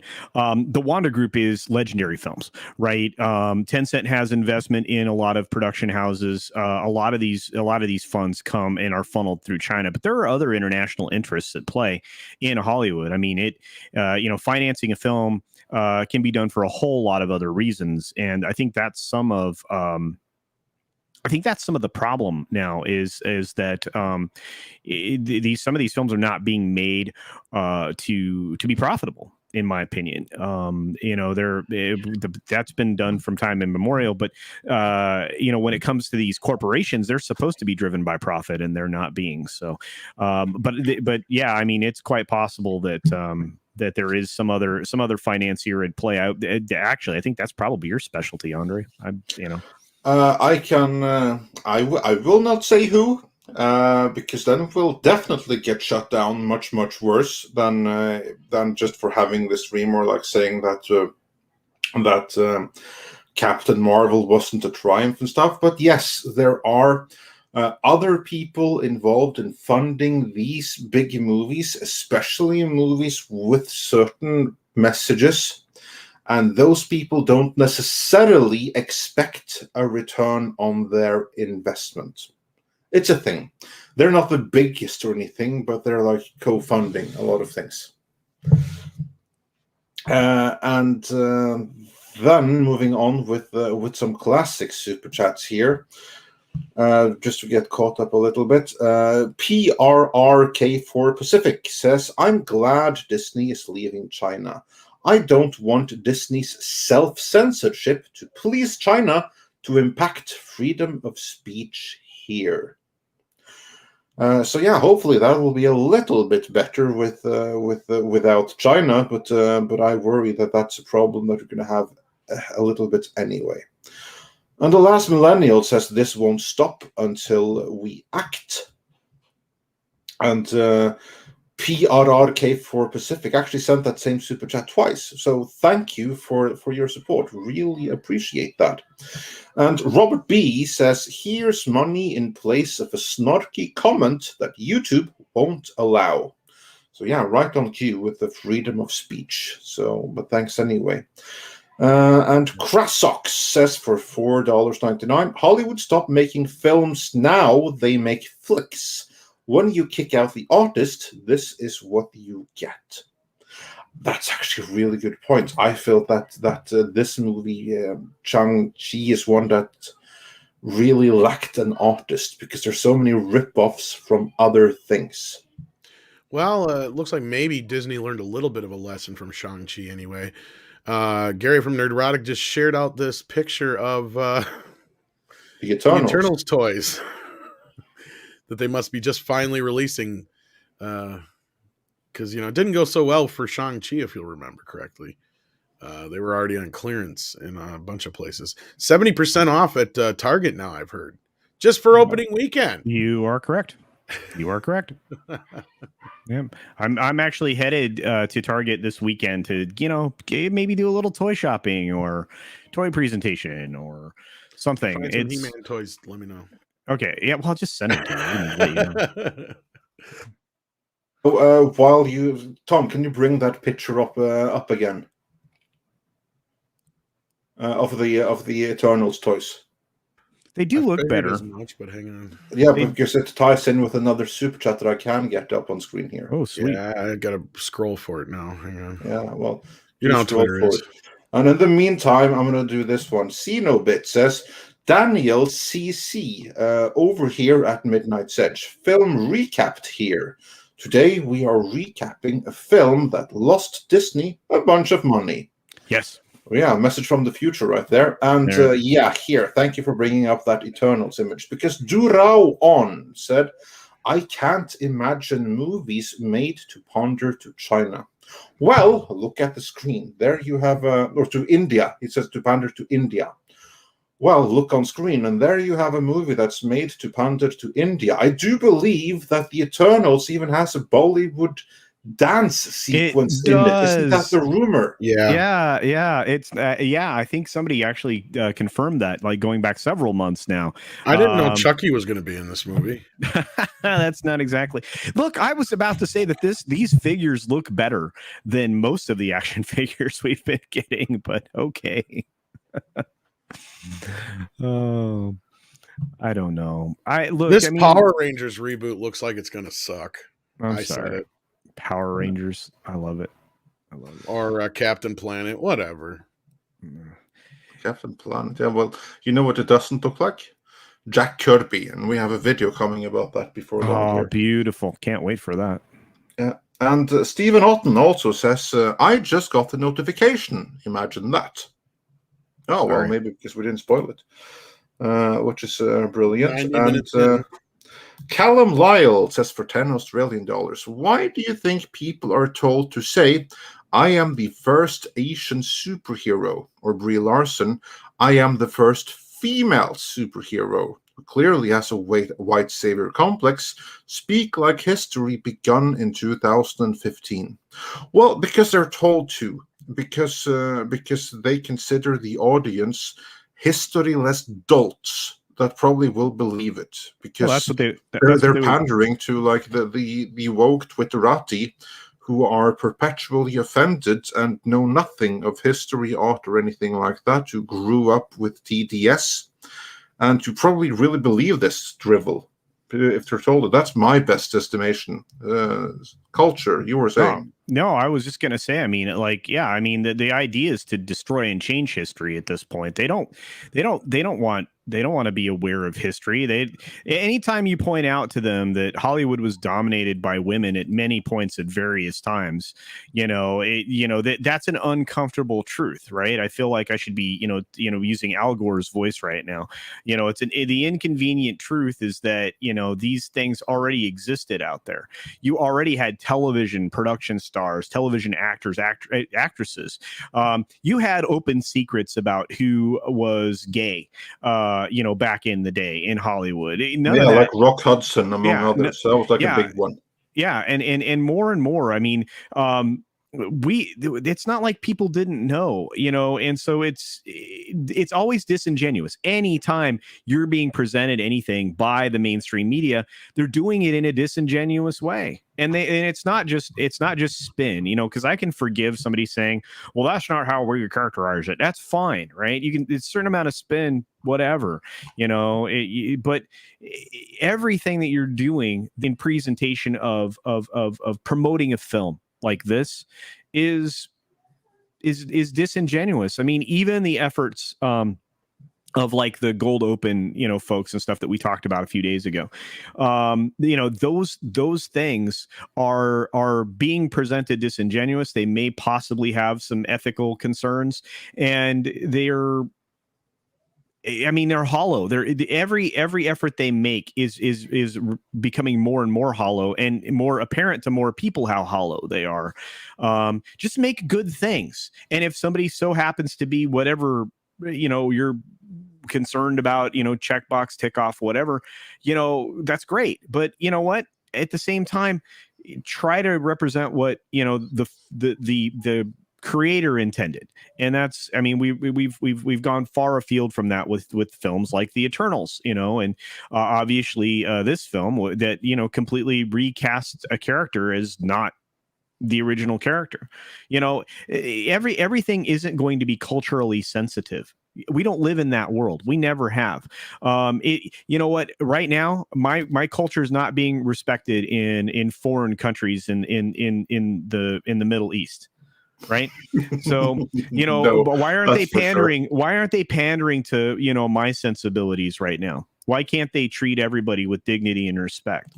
So it's, that's just not the world we live in. And so you have to be able to accept that reality. Well, you have a bunch of people that are going to, all they're trying to do is level the playing field. So everything they do is disingenuous, because to them, we here in this country and other Western countries have an unfair advantage over people who have been taken advantage of. Well, they haven't been taken advantage of, and if you want to look at people that have been taken advantage of, look no further than the country that, is referred to as China, or the CCP. What China is now, not what China was 100 years ago. Anyway, I'm done. Rant over. Yeah, Tom, anything you want to add to that? I like turtles. I take that as a no then. Nah, you lost me a while back there. Yeah, somewhere in Fu Manchu and. Well, I've been thinking about Chinese food for like 20 minutes. I mean, the best part of this movie are the Fu Manchu bits of it. I'm just like, I would like a Fu Manchu prequel to this would be perfect, because he was the best part. Well, that's the thing. It's like, culture knows this stuff better than I could, so I couldn't add anything to it anyway. So yeah. And, other than a bad joke. Yeah. And Melvin Belliot says, "Good afternoon, Midnight's Edge crew. So Andre, are you saying that Shang-Chi wasn't a triumph? Was there no gift basket or a check that cleared?" No, we don't get those kinds of checks. And if we did, we would get them once and never again, because the movie still wouldn't be a triumph, no matter what was on that check or gift basket. Yeah, we've only had twice, I think, we've ever been able to really see anything early. I don't know. And A couple of times. We'll get a new one with Dune here before long. And Kit Kat says for £5, China is off the menu. It's all India now, but Bollywood is in the way, and Indians only pay 45 cents per month for a streaming service. Brie better hope they don't find that damn movie. Well, maybe Hollywood should start catering to the domestic market first. I mean, I certainly liked American movies better when they did that. Well, but that's just my opinion. Yeah. Well, you're not alone. You're not alone in your opinion. My opinion as someone who is not American, because the way movies had a better chance of actually being good without the pandering. They did. And you know what? The Western audiences, all have the same kinds of values, which, they're trying to destroy. I don't want to go. The geopolitical stuff in this channel is not cool. So I'll be very careful and just say, there's a lot of reasons behind why you're being presented entertainment the way that you are. And I'll just leave it at that. So exactly. And Michael Miller says on that note, anyone miss America F? Yeah, this non-American absolutely misses that. I didn't appreciate it at the time, but that when I was young and stupid and didn't understand all the benefits that come with that attitude for everyone else. America, fuck yeah! There you go. Yeah. Come save the motherfucking day, yeah. And as Mag says, onward to 1K likes. Yeah, do smash that like. And now I'm going to go back to some of these classic super chats again here, because we can regrettably only bring them up for so long. Daniel says for $10, thank you so much. Black Americans are a unique group who were unmoored from Africa, and Wakanda is an alluring fiction. Chinese Americans chose to leave China, and the Chinese obviously know their own culture. Moronic. Yeah, that's kind of like what I'm thinking too. Honestly, I'm stupid enough to think that Crazy Rich Asians probably did more for empowering Chinese Americans than Shang-Chi is ever going to. Interestingly enough, Andre, that film also benefited from a golden open effort. You mean similar to Black Panther, where you have people that are collecting money to pay the movie tickets instead of the studio giving away tickets? Exactly. Yeah. There was, in fact, they actually freely admit to that in a story that I haven't been able to find again. But yeah, it's out there. That they freely admitted to the fact that the film was. How would you put that, Tom? It benefited from financial contributions of the of this organization that guarantees these gold opens. I think you can find it. It might even be goldopen.com or whatever, but they're a charitable effort started by a businessman. And their Crazy Asians is on the list of films that they wanted to hashtag gold open. And again, it's the same kind of efforts that were made around Black Panther and Captain Marvel, where they were giving away tickets. Organizations would buy tickets to give away to supposedly underserved communities and things like that. This is the same kind of effort. And they have some future films in the works too, where they're going to try to gold open as well. They actually on their website have it kind of outlined the things that they have helped and the things that they're going to help through these efforts, through this charitable stuff. So anyway,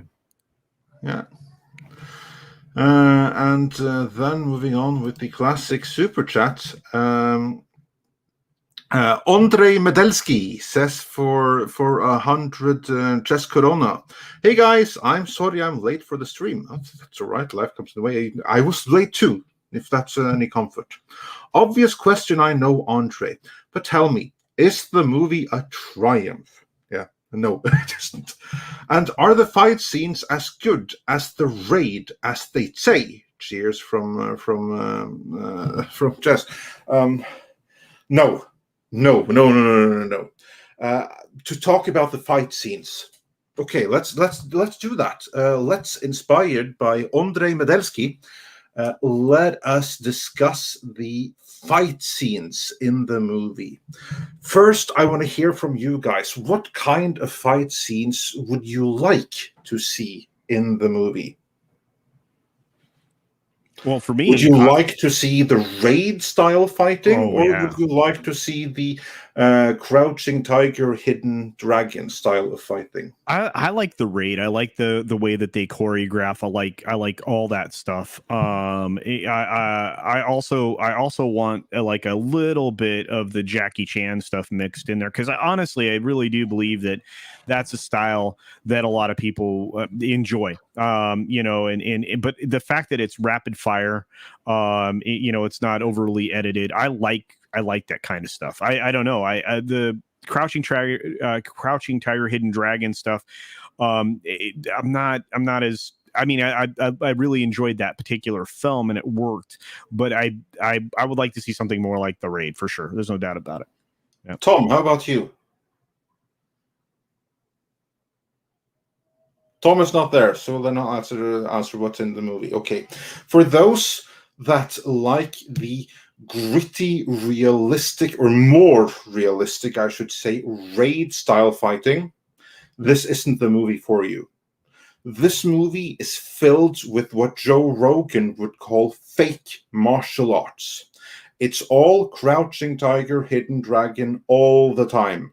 It's all wire work. It's all this waving around, super complex kung fu acrobatics. And they made a point of it in the movie that it's like so much Wing Chun. And to those that follow martial arts in any way, Wing Chun is actually complete bullshit. It's nice acrobatics, but it's relatively worthless in terms of like actual fighting. And if you go into YouTube and you look for fake martial arts or something like that, every single time there is a fight between someone trained in Wing Chun versus someone trained in MMA or boxing or anything else. Typically, the guy doing Wing Chun hits the deck in like 10 seconds or something, because their whole style is about waving with the arms and protecting the center, and so they can protect against a left hook or something like that. And that's what's in this movie. It's like the romantic kind of martial arts, the fictional adventure martial arts that is completely useless in reality. That's all there is here. There's not one single.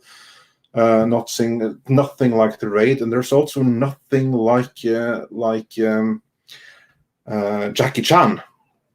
The closest thing you'll get to it is the fight scene on the bus, which is honestly the best fight scene in the whole movie. Apart from like the more beautiful one that's like dancing between Fu Manchu and his wife to be. Other than that, it's the bus scene. That's the closest thing you'll get to Jackie Chan. But even the most boring of Jackie Chan fights is better than anything seen in this movie from a pure like fight choreography point of view. If you ask me, my opinion. So, Cultured, does that make you more or less excited for the movie? Less excited. Yeah. Wow.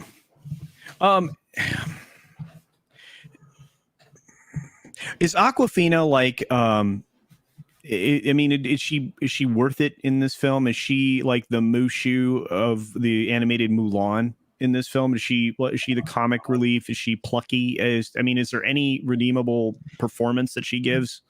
What's that chick in the Thor movies? She was also in WandaVision. Oh, that her name's Kat Dennings. Her name is Kat Dennings. Darcy, yeah. I think, in the films. Yeah, exactly. Yeah, okay. Yeah. Aquafina in this movie is Kat Dennings squared. Oh shit. All right. She was honestly my least favorite character in the whole movie. She was so annoying. Yeah, you know what, Andre, you're just bringing up my level of interest in this film, like consuming hot lead. So thanks. Oh well, hopefully I'll drive it down so much that when you do see the movie, you end up positively surprised. That's possible.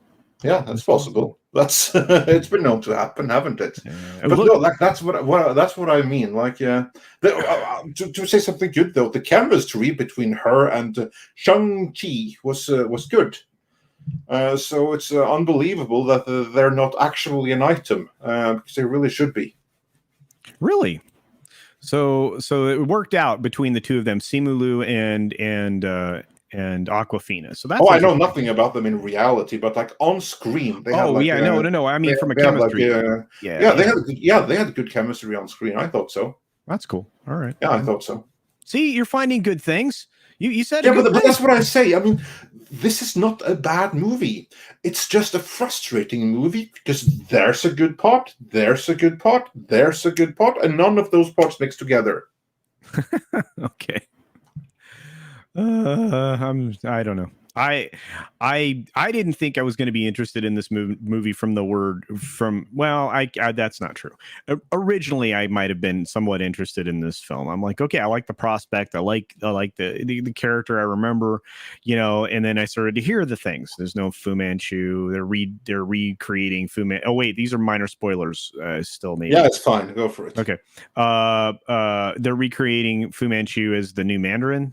Is that what actually ends up? Okay, so and so everything I had heard is here's actually the thing, that they basically make it clear that the Mandarin, that's just because the stupid American, he was too bigoted and too stupid to actually know the name of Wenwei and the name of the leader of the Ten Rings. So he just made up the Mandarin for the stupid white Western people who actually fell for it and became afraid of an actor portraying a character named after a fruit and a food dish.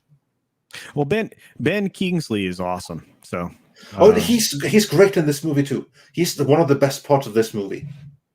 Okay. Yeah, so that's good. So look forward to Ben Kingsley. He was great in it.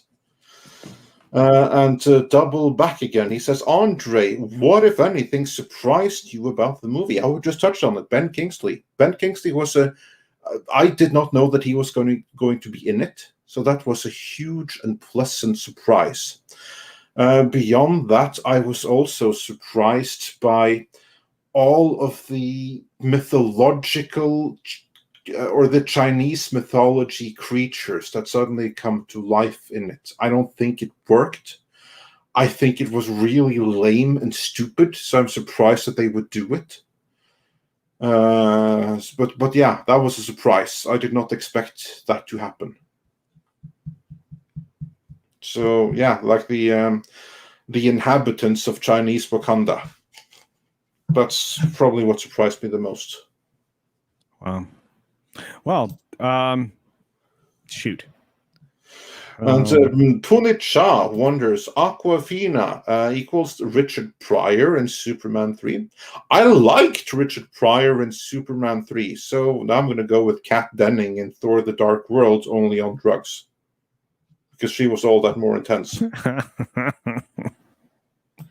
Wow. And her performance in the WandaVision show left me, less interested in her character overall. I actually do like Kat Dennings, and I don't mind her in those movies. Yeah. But this movie, Aquafina, and this made me sympathize with everyone else's feeling towards Kat Dennings' character. All right. Disappointing. I like her as an actress too, but it is what it is. Yeah, absolutely. And then we have a couple of more classic super chats here, so I'm going to go back to those.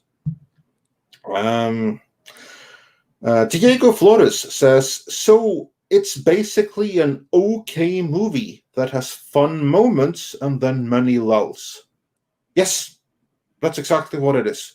It's a movie that has many okay moments, but to me, and again, I can't stress this enough, what I didn't like about it, what prevents me from seeing the movie as a triumph, is that there are many individual good parts, no great parts, but there are many good parts. But those good parts, they are so tonally separate from one another that the movie as a whole just didn't work for me. I mean, you've all seen that scene from behind the scenes of Star Wars Episode 1, The Phantom Menace.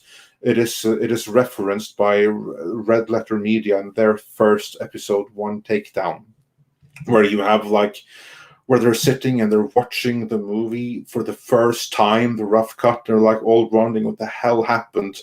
And the editor tries to explain that I don't know what to do here, because like you go through so many different sets of emotion and feelings, and we need all these scenes.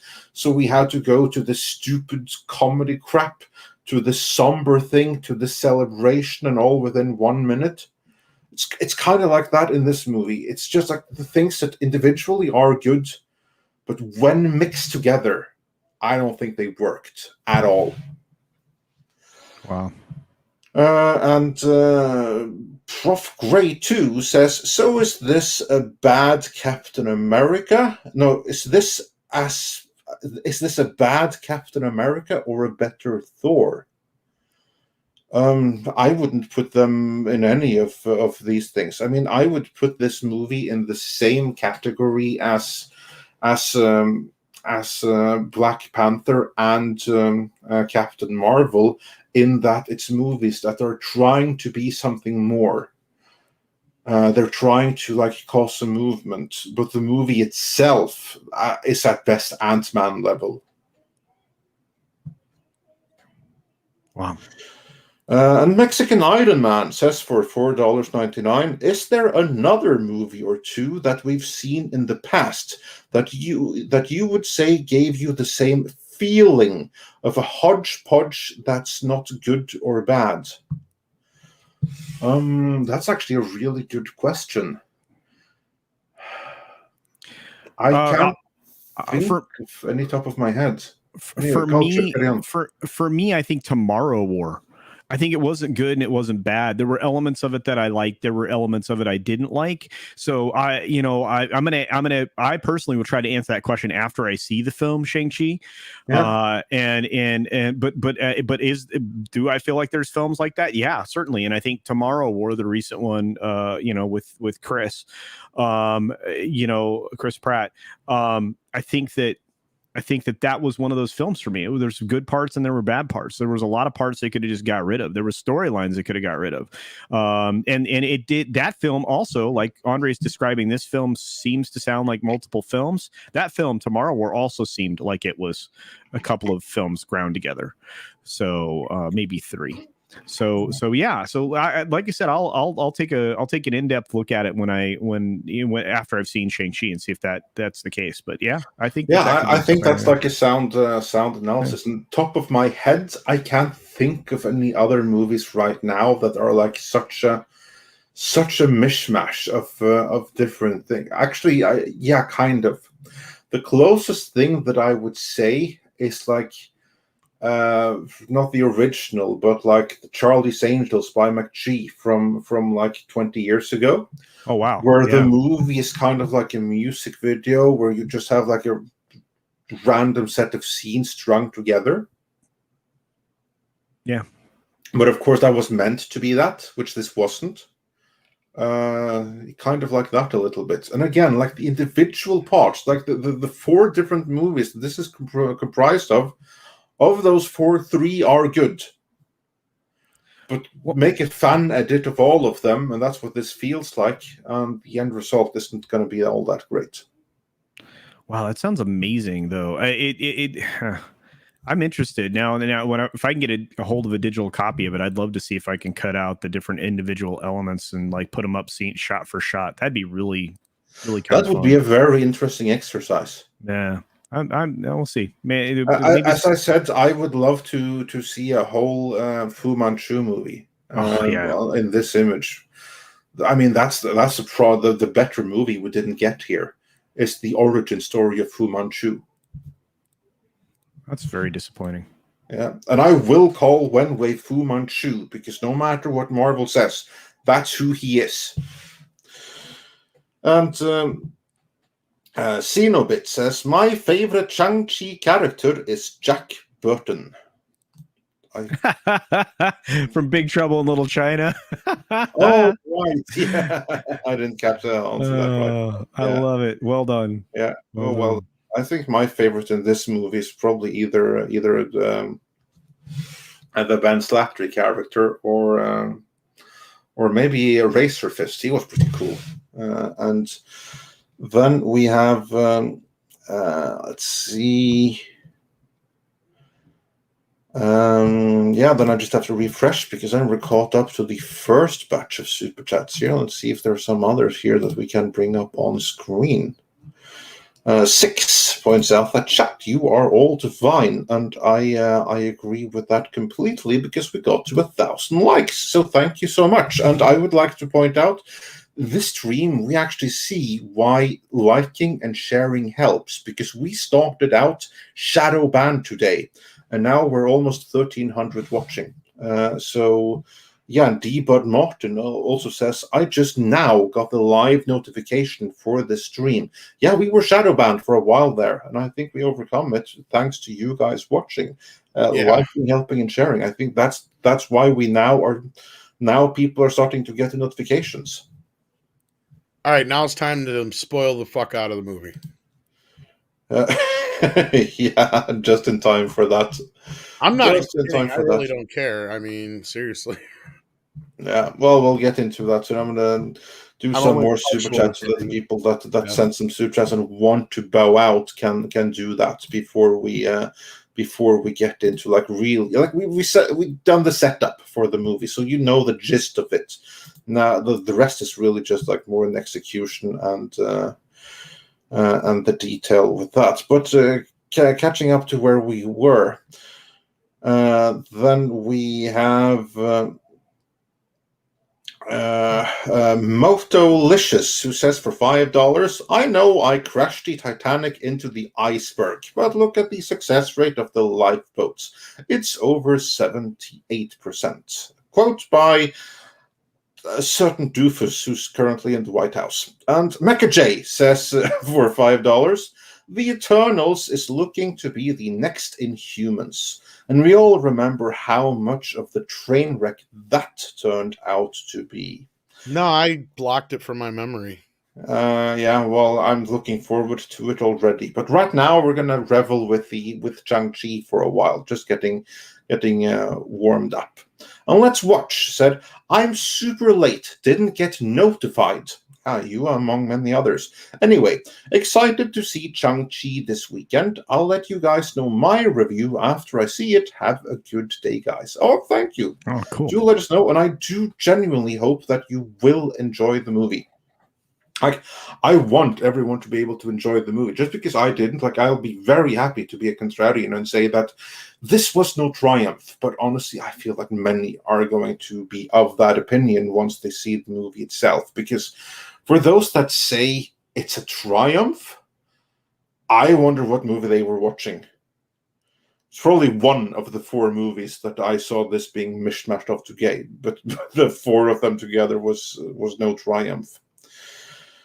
And then we had, let's see, Xenobit says for $5, they are the first woman or minority because they have a memory like Drew Barrymore in 50 First Dates. I should call it 50 First Minorities. Yeah, that's actually a good point.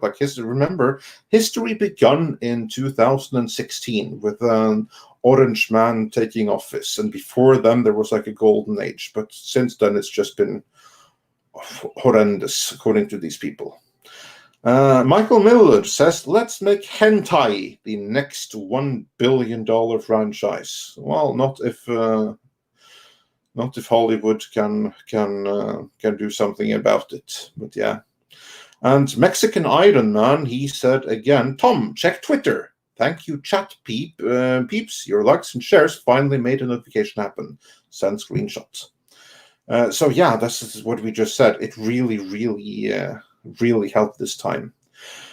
And Cenobit says, so Disney is the Wing Chun of filmmaking. Yeah, they certainly are right now. And for those keeping track, Wing Chun is great acrobatics, but it's fake martial arts in terms of actually winning fights. And Robert B. sent us $2 saying, don't need to read this. Well, we did anyway, so thank you so much. And Double Back Again wonders, Suicide Squad or Shang-Chi? Oh, Suicide Squad all the way. I enjoyed Suicide Squad. I had a great deal of fun with that movie. The more I think about it, the more I like it. Whereas Shang-Chi, I have no need to ever watch again. I would watch Fu Manchu prequel, but this movie I have no further need to spend any more time on. Of course, I will when I discuss the movie again when all you guys have seen it, and I look forward to hearing what you all think about it, especially you, Cultured. I look forward to hearing your take if you felt that my thoughts on it were completely off mark, or if you see where I'm coming from when you've seen the movie for yourself. Yeah, I'm actually looking right now. I was looking at what showings I could get to that would coincide with this weekend. So, you have to come back and we do like a review. For sure. When do you do? Because now I really want to hear your thoughts. Yeah, I would again. I'll take a look because at it. Maybe I'm unfair. Who can say when I'm the only one here who's seen it so far? Well, I'm gonna, like I said, I always try, despite knowing a lot of stuff up front, to go in with an open mind and be purely objective about what I see. So we'll see. Yeah, but yeah, I would love to come back. Yeah, I'll make it work this weekend. I'll find a way. Yeah, perfect. And Peter Hahn wonders, is Star Trek Discovery better than Shang-Chi? No. Guys, misunderstand me correctly here. Shang-Chi is no triumph. But it's only because the individual parts of it don't fit together, in my opinion. Whereas with Star Trek Discovery, all the parts fit together. Like so, it's like each season is its own thing. And of course, the next season is something else together. But within each season, Star Trek Discovery is tonally consistent, and it's all awful all the way. Whereas Shang-Chi is comprised of good things that tonally don't fit together. And that gives that victory to Shang-Chi. I mean, I'd rewatch Shang-Chi 10 times over before watching another single episode of Star Trek Discovery. Exactly, Warwolf, he points it out. Star Trek Discovery is horrible in general, but even Shang-Chi, by design, is better than that Trek. Yes, exactly. So, there's no comparison. I mean, there's things to like about Shang-Chi. The individual elements of it are good. They really, really are. Not great, but good. But how anyone can go from there to the whole being a triumph is completely beyond me. But of course, if someone really genuinely feels that way, then good for them, I guess. I just don't see where they're coming from. And Arturo Trevino says that Shang-Chi flopped. It's too early to make that call. But if the trades right now are even estimating 90 million worldwide for the weekend, that's not great. And remember, this movie is getting a theatrical exclusive window of 45 days worldwide. So there's no Disney Plus to hide behind. These numbers will be very revealing. Culture, what do you make of that? That the movie is going to get that kind of a window. Why do you think that is, and what lessons can be drawn from that?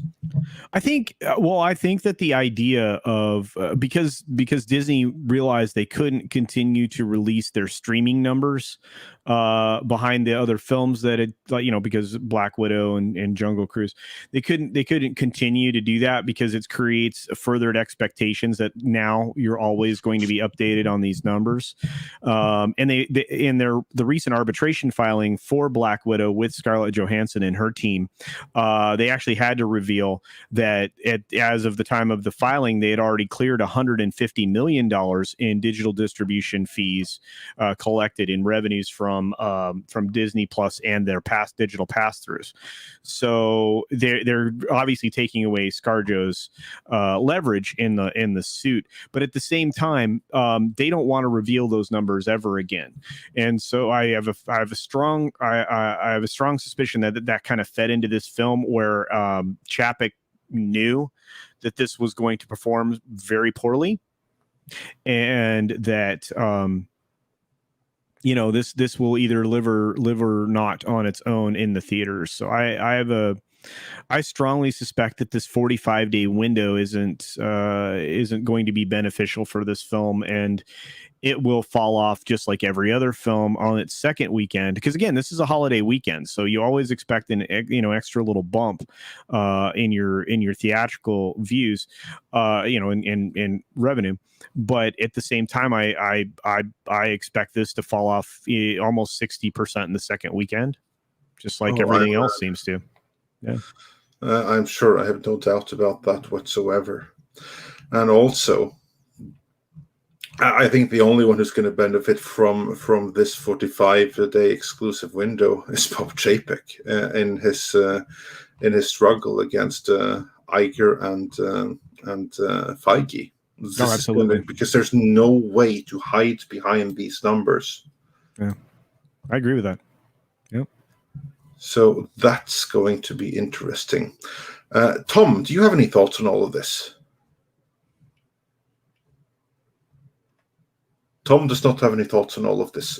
Right, then we're going to move on. We have some other breaking news here. I just want to go and check that. Sorry, I thought the Roomba took over the house.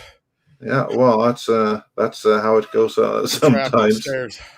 But I saw we got like another super chat here. Rambam 3000 says for £10, talking about Wing Chun. And Wing Chun, that's like the martial art that is being used in this movie. And when people say Kung Fu, very often Wing Chun is the martial art that's behind it. And it's criticized for being like fake martial art in that it's a really nice gymnastic. It's going to keep you in good shape, but it's close to useless in a hand-to-hand actual fist fight.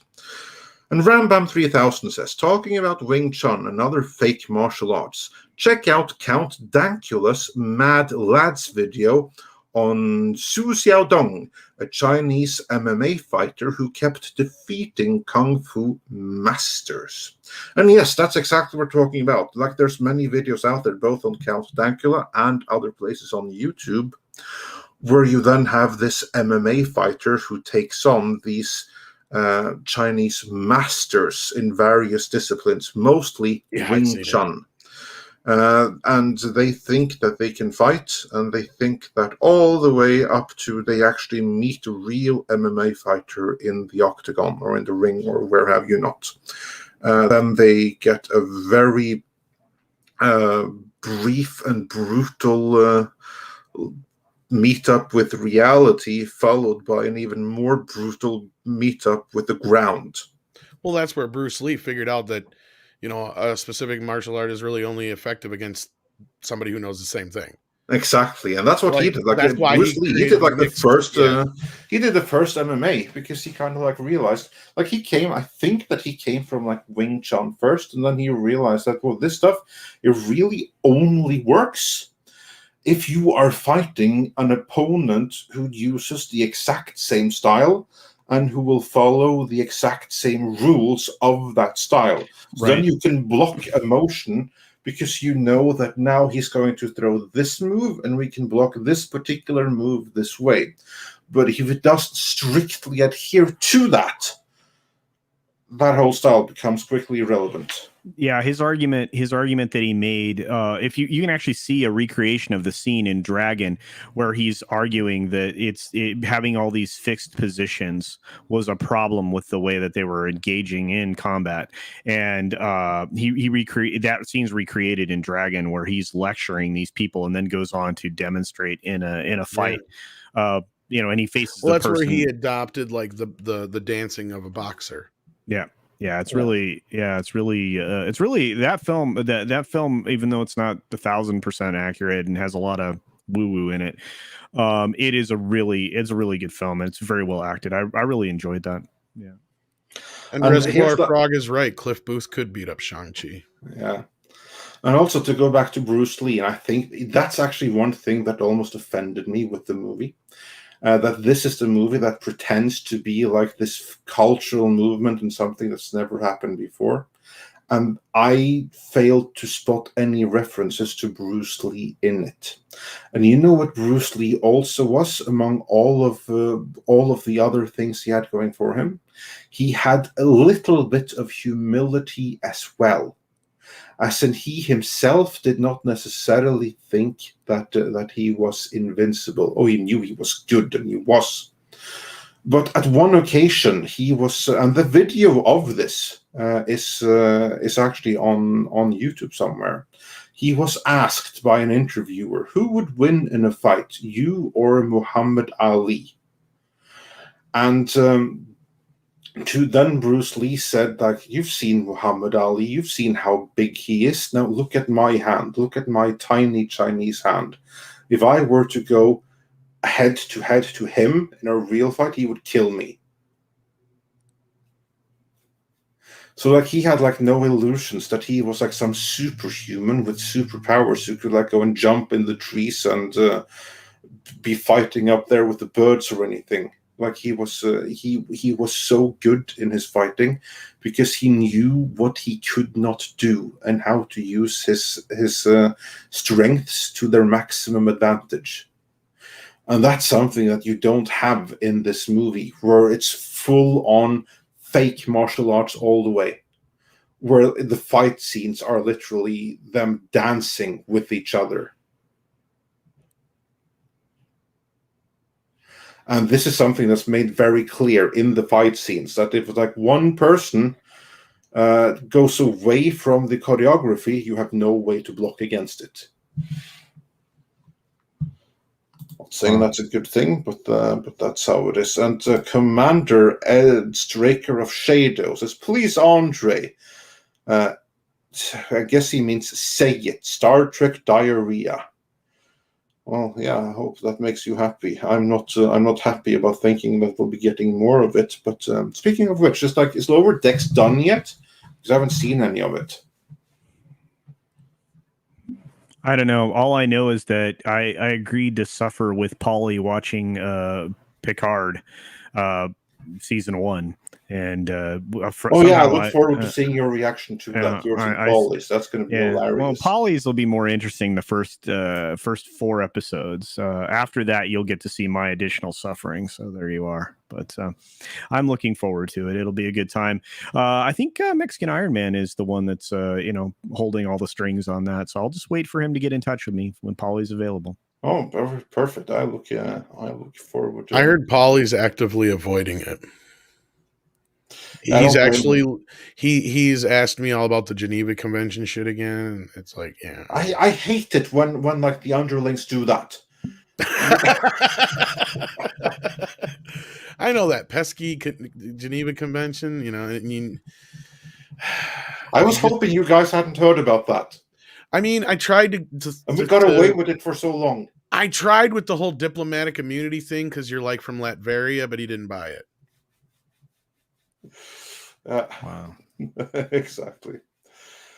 But yeah, but I think we're soon going to round out the talk about Shang-Chi. So before we go out and briefly look into other news that have broken recently, do anyone have any heavy spoiler questions about Shang-Chi that they are determined to find All right, out sooner rather than later? Plug your ears while Culture raises his hands with spoiler talk for a few seconds. Yeah. Couple of minutes of spoiler talk. So raise your hand, Culture. Okay. Is Captain Marvel in it? Yes. Oh, for fuck's sake, I'm done. I don't care after that. That's dumb. What other cameos? What other cameos are in the film? Well, there is I have to highlight the super. Let's see, cameos. There's Wong. There's the Abomination. There's Captain Marvel, and there's Bruce Banner. Let's see, is that it? Yeah, I think that's it. Oh, and there's also Trevor Slattery. I guess he counts. Bruce Banner, as in Mark Ruffalo's Bruce Mark Banner? Ruffalo's Bruce Banner. Okay. And he's no longer the Hulk. He's back to being Bruce Banner. And is there any reference to Abomination being played by Tim Roth? None whatsoever. Okay. All right. I mean, do they explain if he's played by Tim Roth or if it's just someone else, you can't really say. He has like one line or something like that, and you can't really tell. Yeah, complete waste of Abomination. He looks good though. I appreciated how he looks with the ear and the right skin and everything like that. Okay. Do they explain why he's not the Hulk anymore? And is his arm still fucked up? His arm, you only see him and Captain Marvel in the post-credit scene. His arm is implied to be fucked up because he still wears the arm in a sling. However, it looked pretty normal to me.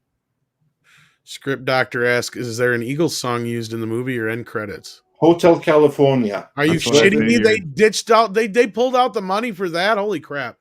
It's referenced in the movie on multiple occasions. Is it actually the Eagles version though? Yeah, I think so. Yeah. Oh wow! They actually paid for it. That's surprising. And Kit Kat says for £5, if movies were to use authentic fighting techniques, they could not have 12-year-old girls beating up 180-pound men. So they gave up authentic fighting. Yeah, that's a pretty good point there. And there's very little of it in this movie.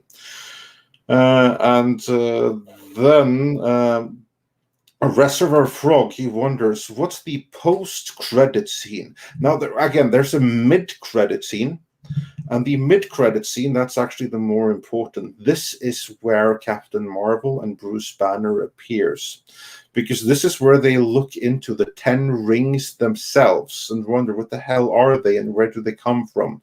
So this is then Wong and Captain Marvel and Bruce Banner that all examine the 10 rings and they try to determine what they are. None of them have any clue.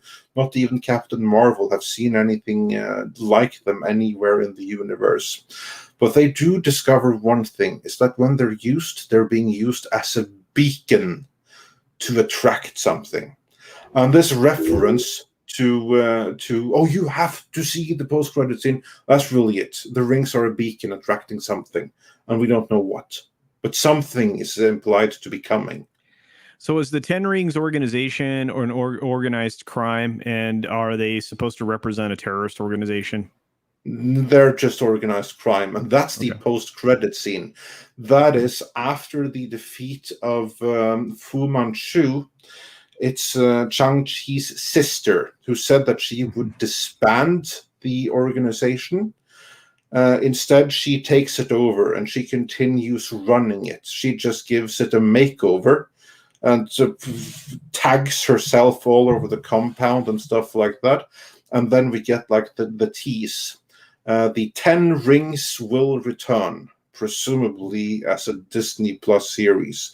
So that's the announcement that is sure to come. So that's like the Disney Plus plug-in right there. I think. And to answer the chat's questions, my hands are up while we're doing spoilers. So there's a visual cue. So because Tom said. Honestly, I got the thing saying spoilers now, so you could probably put your hands down. Oh, yeah. okay. Yeah. But so anybody who And, just started listening again, we're still doing spoilers till the banner goes down. So yeah, so and Hunter can put his Andrew hands down. Fairbox wonders, is Ben Kingsley in this? Yes, he is, and he's one of the better parts of the movie. Ben Kingsley's awesome. Yeah. Yeah. I And actually thought and Roof Korean says that his super chat got suppressed. I didn't see anything from you. I'm going to go double check that right away. Yeah. See if we missed something. Somebody else, Robert B, I think said early. Now he got a super chat through. Thank you, Robert B. But I remember seeing you saying earlier your super chat didn't go through either. Wow. So, Yeah. I just got the alert here a little bit ago. So Yeah, and no, Roof Korean, we got your super chat. It just came after we got into the spoilers. So I haven't gotten to it yet. Roof Korean the Based said for $5. Since Culture Casino is here, with China gaslighting Hollywood and Nelson accuracy in question, have cinema numbers been inflated longer than previously thought? probably. The Nielsen accreditation thing's been going on for a long time. The MRC is the ones that grant them accreditation. Nielsen originally self-suspended themselves from the system, going back a little ways now. There's a good chance that we've been seeing even more fluffed up numbers for a while in at least as far as television stuff goes. As far as the actual digital consumption numbers, those are going to be, believe it or not, a little more accurate, a little bit easier to predict. The models will be easier to put together. They actually calculate based on the packet tracking, what kind of consumption people are doing as far as the digital programming stuff. One of the reasons that Roku went out and acquired the data aspect and the data side of Nielsen was for that. So they can compile outside of their own ability to gather data directly. I think that's kind of an interesting thing is they're going to be able to combine a lot of other different forms of data to give everybody a bigger picture. And one of the reasons that they're doing that, and one of the reasons that Samba's interested in doing that, is because they want to be able to say to studios, television networks, etc., that we can legitimately track and report how many people are watching X program at X time, so that we can sell advertising, and you can also utilize us to sell advertising, because our numbers are going to be reliable. Again, Nielsen had to change some of their formatting because of the way things were being we handled. Reported on this, remember? Yeah. I think we talked about it on your Tuesday tirade. If not, I know we talked about it on Mead, where, well, not a ways, but like a couple of weeks. Like, they basically are self-regulating themselves because they got called out by some TV organization for being Rossicist. Well, actually, it was just they believe the numbers are being underrepresented because of the obviously the global crisis that we just went through. They weren't able to go make in-person visits to follow up on data, lack of data from different families, and they wanted to say that was specifically oriented around particular demographic groups. Nobody has any evidence of that, at least of all the people who were making those claims. But of course, the people that have been attacking them are the people who represent the advertisers, that want to sell advertising via the networks, to products, product companies that want to advertise their stuff. And that was a long way to get around to saying what I wanted to say, but to advertisers. So it's just it's been going on for a bit. It got worse and worse over a few months. I think one of the other people to cover this going back a month or two ago was Clownfish TV, way before it started to get to this point. Nielsen self-suspended, as Tom and I talked about, a couple of weeks. I think it was here, to be honest with you. And then we went and moved. And then they went and moved forward with their own self-suspension, and from there, obviously their accreditation's also suspended by the MRC. So it doesn't really matter. Essentially, you're still getting ratings from Nielsen because there's no really quality, viable alternative, regardless of what the I forget what they're called. Tom, the organization that actually went after them, but it was some TV organization. I'm trying to remember here. Maybe it says in here. Yeah, but industry it just says industry organization here. Yeah. I can't remember what it was actually called. Yeah, but we found it in that one original article. And we're like, oh, that's funny. But so basically, like the short version is that Do you think this is more impacted by the fact that they are really underrepresenting or misrepresenting certain ratings, or is it just that Nielsen isn't nearly as important as it used to be now in the day and age of streaming?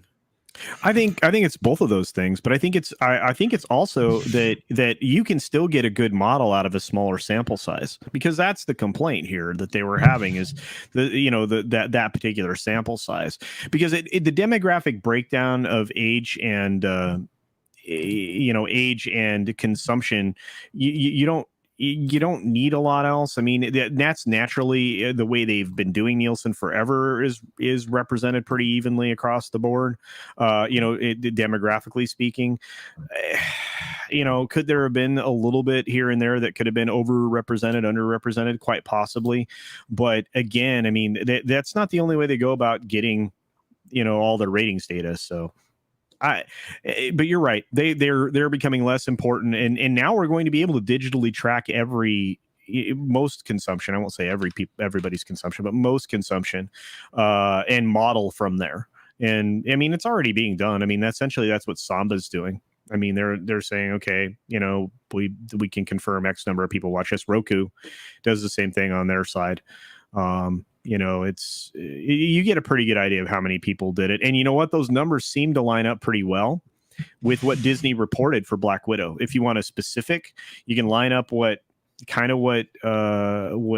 Samba was reporting for the opening weekend consumption of Black Widow on streaming, and you can correlate from there, approximately how much Roku did, and you combine those numbers together, and they kind of show exactly what Disney was telling you, which is also odd in my opinion, but it was pretty close.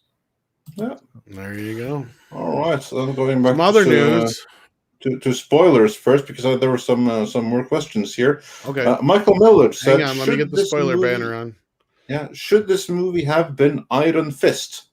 I have to say, I am not familiar enough with either the Iron Fist or the Shang-Chi comics that I'm able to make that comment. If it was like more similar to the source material or what, but I will say that one reminded me very much of the other. And the 10 Rings even reminded me of, like, what was it, like the Foot Clan? No, that's Turtles. The Hand. The 10 Rings reminded me of the Hand. Really did. Wow. From Iron Fist, then, yeah. Interesting. Yeah. So, and Andrew Fairbanks wondered, is Ben Kingsley in this? And yeah, he is, and he was really, really good. And I saw someone else wonder, but is he the Mandarin? Oh, he's the actor that played the Mandarin in Iron Man 3. Max wonders, another Disney Plus show? Well, presumably the 10 Rings will be a Disney Plus spin-off show, as of yet unannounced. But that's because the movie has not yet opened in the US. Yeah. But the 10 Rings, the organization, not the actual rings, but the organization named after them, now headed by Shang-Chi's sister, the daughter of Fu Manchu, will either get a movie spin-off or a Disney Plus spin-off. Most likely. So she's actually the daughter of Fu Manchu, or just that character that you're calling? Just that character. I mean, I call him, like, she's the daughter of the character that in the comics originally was Fu Manchu. I call him Fu Manchu because that's who the character clearly is. Okay, well, Robert B was trying to send a regular super chat, but I'm thinking the problem was YouTube doesn't like certain phrases and words sometimes if you try and put them in a super chat. So whatever you're trying to say, Robert, just go ahead and send it in the chat and we'll address it.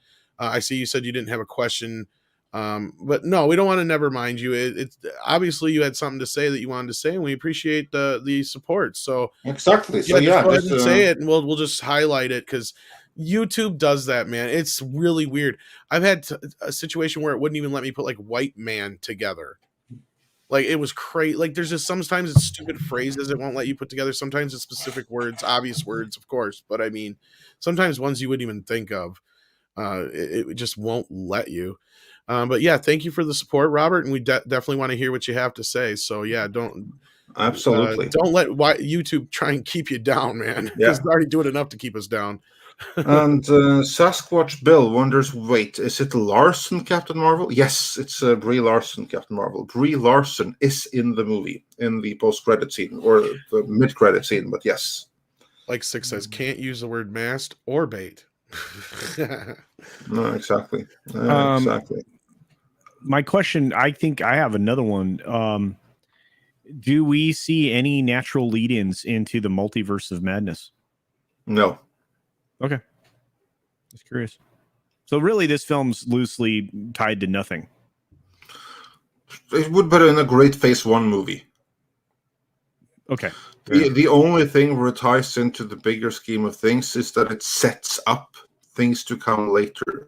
It sets up, the biggest thing that it sets up is that the 10 rings are a beacon. So there's a beacon attracting something, with no more hint of what that something may be just yet. But something is implied to be coming because of the beacon.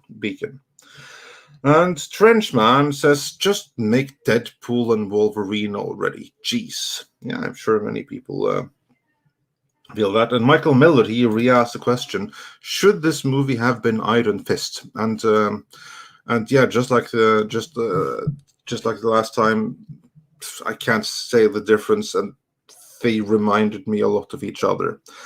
Honestly, I don't think that any of them should have been a movie. I don't think it's coincidence that we're getting this and Eternals right next to each other, and you had Iron Fist and Inhumans pretty much fall flat on their face. I don't think that's a coincidence at all, though. Yeah. If anything, I mean, that might be about the only tangential connection there, Michael. But yeah, that's about best I can come up with. Yeah.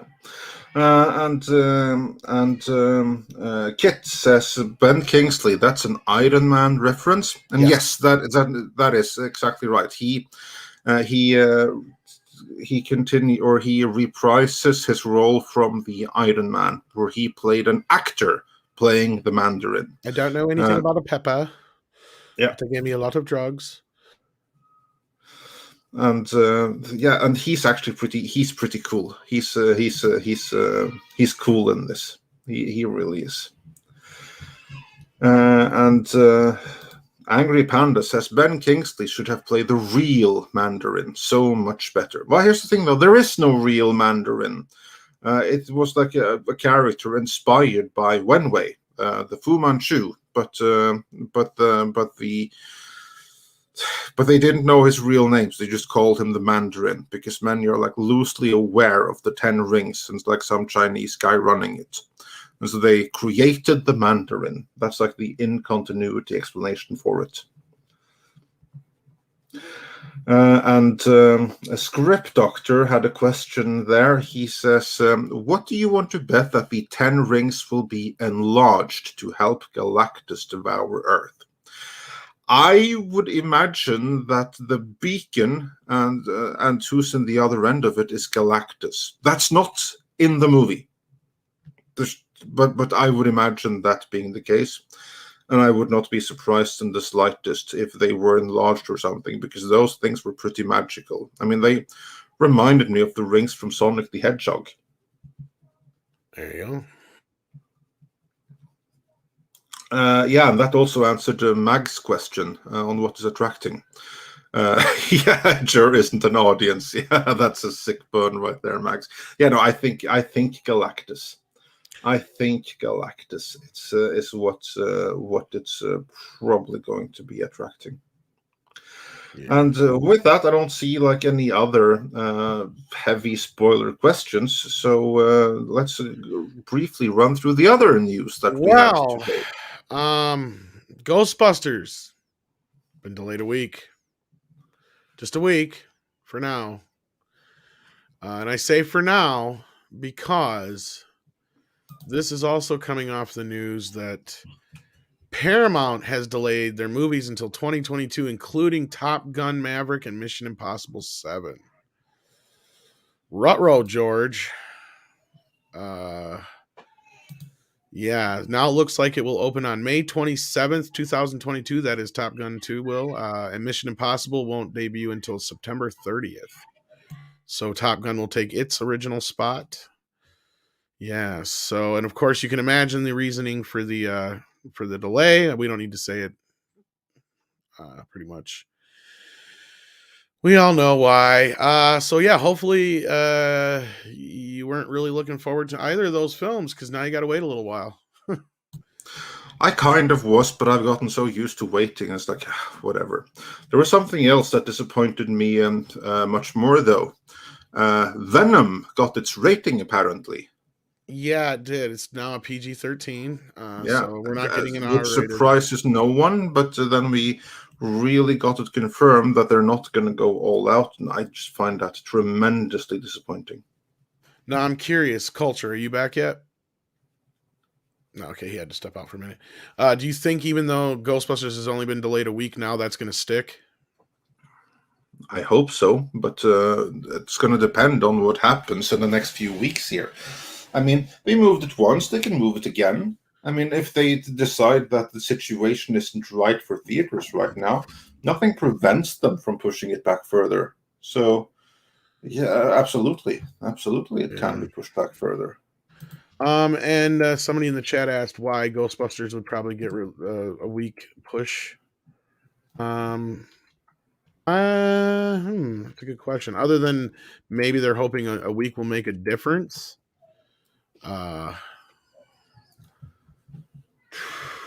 Otherwise, the only thing I could see is they're trying to get out of the way of the Eternals, but I don't know why the fuck they'd be afraid of the Eternals. The only other reason I can see is they're moving it closer to Thanksgiving. That could be I think they even know from history, never underestimate Marvel.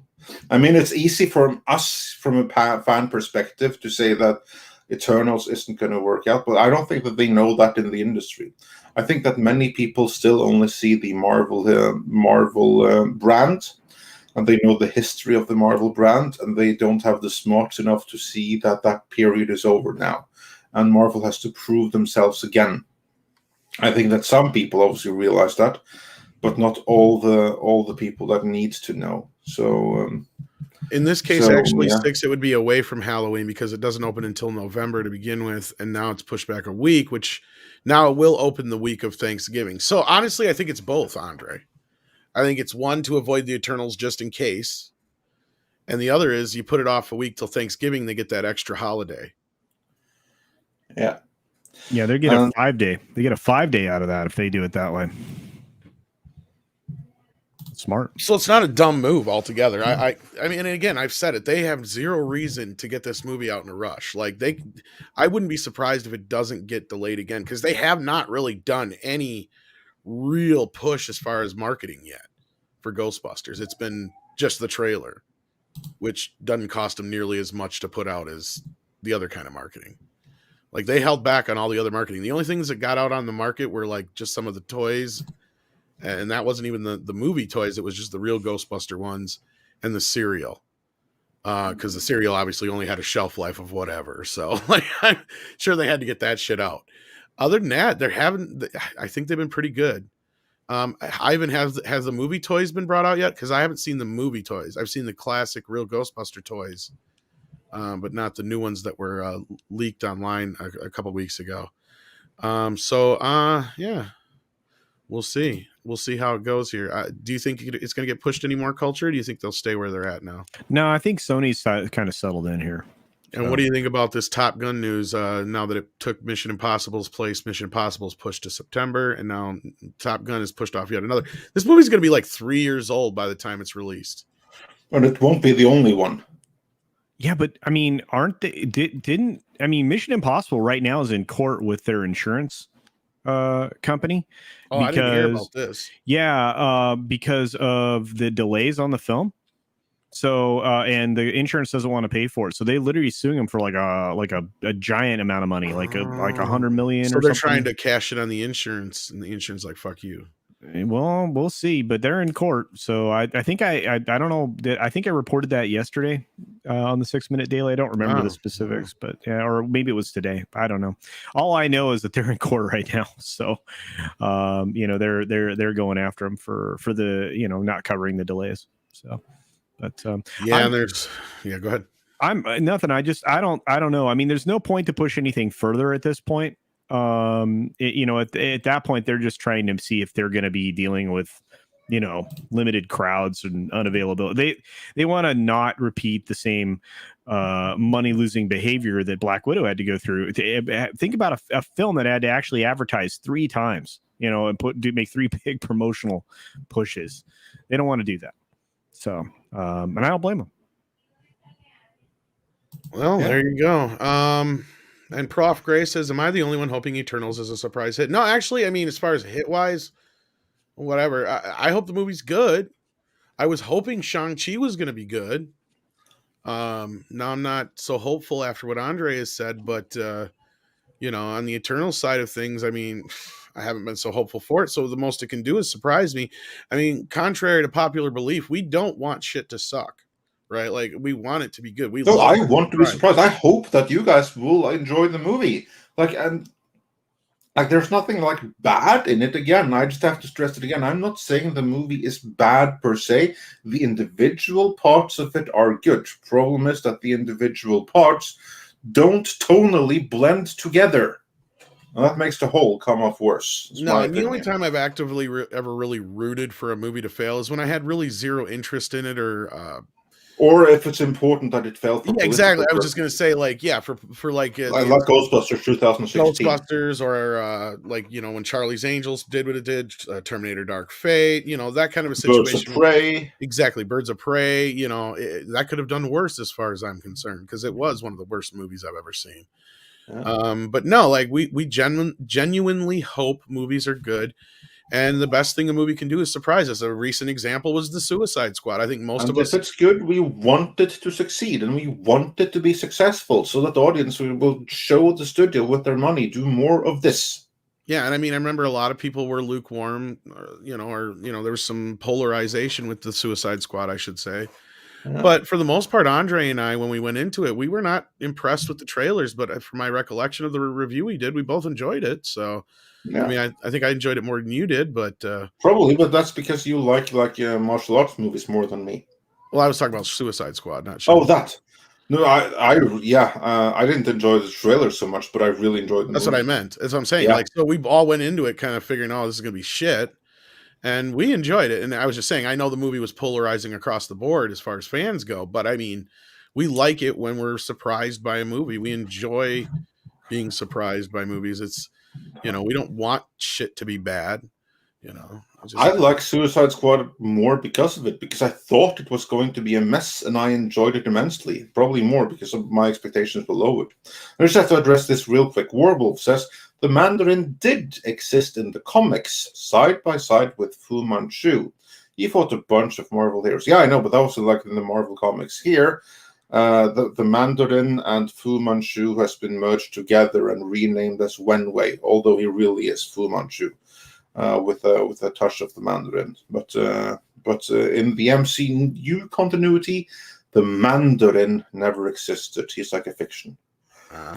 Then let's see if there's some other comments here. Xenobit wonders, did Lopan get the chick in this one? I think you mean did he Big get Trouble. Aquafina in the end? Big Trouble. Yeah. In Little China. Yeah. I really have to rewatch that movie. We gotta run. So great. Jack Burton says, run into the distant night. Yeah. But basically, at Shang-Chi, he stays in his platonic relationship with Aquafina. Have you paid your dues, Jack? That was your line, Culture. I was trying to set you up. Oh, man. I can't remember the Yes, sir. The check is in the mail. That's what it is. Yeah. Gosh. Man, that's such a great film. I missed that film. It was so good. What happened? What happened to films? The best part about it is the star isn't even the hero. That's what I love about that movie. He doesn't even want to fucking be there. Nope. He's like, I just want my money so I can leave. And then let's see, because we lost a couple of super chats in here. Inspira Pass says for $5. Over 20 years ago, when I taught martial arts, it was widely known that the CCP was pushing wushu to take away fame and power from the Shaolin Temple. would not surprise me. They do stuff like that. And Robert B, he sent a little crocodile super sticker. So thanks for that. Thanks for the support. And just send us those comments. We'd like to hear them. And Prof. Grey 2 wonders the 10 rings will become the next Infinity Stones. No, because they're already there. I think the only thing that they're going to do is serve as a MacGuffin that's going to attract something. Probably Galactus. Yeah, he wanted his truck back too. Yeah. And Robert B also sent like an on-set chair super sticker. And Andre Medelsky says for 50 chess Corona. No way. Are you serious? Is really Carnage being PG-13? If so, then I don't know if I'm more angry or sad.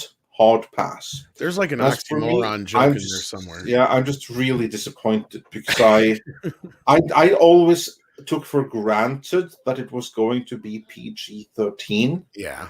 But I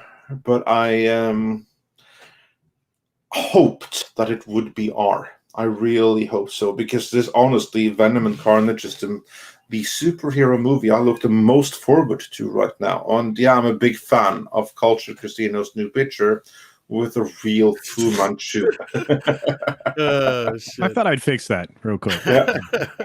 Well, and You have to send me that so I can use it in my review. Didn't get out in some other reports, but I mean, I remember saying this before too, but wasn't it Kevin Feige who kind of mandated it had to be PG-13 no matter what? I don't know, maybe. Wouldn't surprise me. Because like that was the whole like thing with like Tom Rothman claimed he went and re-edited the film, and then Kevin Feige's like, no, that was me. Yeah. And because I'd said something about like I have a feeling that the first one's going to be PG-13 anyway, but like yeah. So I think Warwolf had a question here concerning the film. Says, so I just want to know when we're getting Fin Fang Foom and crew. Seriously, he's an alien dragon, and his people made the damn rings in the first place. Well, is he alluded to or talked about at all in the film? Here's like the thing. I only know this part of the comic so well. There are 2 huge dragons fighting it out in the end there. I'm going to look out what Fin Fang Foom looks like right now, because that could have been one of them. Let's see. What do you call the animal? Fin Fang Foom? Yeah, it's that damned ring. What he looks like. All I know is that the Axel Braun parody of this is going to be full of cock rings. Well, there's a big green dragon that's like the main Lovecraftian monster towards the end. Maybe that's Fin Fang Foom. That could be. That's a huge green dragon monster. I think it's a dragon. Yeah, and Rocketeer put that in the chat. So yeah. Yeah. So then, probably he's in the movie. I just don't know the comics well enough to recognize him as that. There you go. Yeah. Inspiria Pads. There we go. Says Andre, what is your opinion on Death Dealer as a villain? Andy Lay from the channel Marshall Club played that part. They did an awesome Avengers spoof. When you say Death Dealer, do you mean Death Dealer as in Frank Frazetta's Death Dealer? Because if so, he looks awesome, but I don't see the connection between that and Andy Lay, an Avengers spoof. I don't instantly see the connection there. But Frank Frazetta's Death Dealer, he looks amazing. And at some point there was talk of like making a movie, but it never happened. So yeah. And if there's another Death Dealer, then I'm not aware of him. And did the Blob of Green have purple shorts? The Blob of Green did not have any purple shorts that I could see. But again, it was difficult to make out. And Robert B just firing in super stickers. Thank you so much, buddy. I know you're having issues with the super chat side of things, but we appreciate the support, and thank you so much for listening. And speaking of, I think we have some other classic super chats left over, don't we? Or are we all caught up? I think we're mostly caught up. I'm going to do an extra double check here, but I think we are mostly caught up. But we never leave any super chats behind. So yeah, that's a lesson for everyone to think of. Never leave anyone behind. And like our lovely Wrench 6 says here, it's never too late to hit the like button and the live stream to like the live stream anyway. I can't read today. Also, double check that you're still subscribed. That's right, and make sure that bell icon is clicked. Yes, and that way do you'll that get because the, like we've lost a couple of hundred subscribers like randomly, like at a second, because YouTube is like doing some kind of like cleanses and stuff again. So do check that you're still subscribed. And yeah, we did miss one super chat. Xenobit wonders where is the Stan Lee cameo? Well, he obviously isn't with us to film anymore, but I didn't see any kind of references to him. If there were any, I missed them. I'm not saying that there weren't. There might have been. I was going to say, I know there was them. the Stanley Pizza or whatever, but I can't remember where that was out of. Oh, a detail like that I would have missed. So that could have been here. Yeah, and then Asperia Paz comes back again with Death Dealer was one of the masked villains featured in the promo. Marshall Club is the actor's YouTube channel with his. Is that the one with the mask? Okay. You see, that's what I mean. I don't know the comics. I wouldn't be able to recognize that. Considering the comics have not been in print for forever. But, yeah, I see. Okay. Yeah. Well, Death Dealer was in the movie, and he was cool, I guess. He's like in it for like 2 scenes or something. Didn't make like a huge impression. The Stanley's Pizza was from a What If episode. Okay, I couldn't remember where I saw it from. Oh well. Yeah, that could work. I think it's I don't. It's probably good he's not in this movie because it sounds like it's going to be shit. I again, the element part. Like, this is no Captain Marvel. Okay, like. All right. There are good a parts here. They just don't jive together. That's my complaint.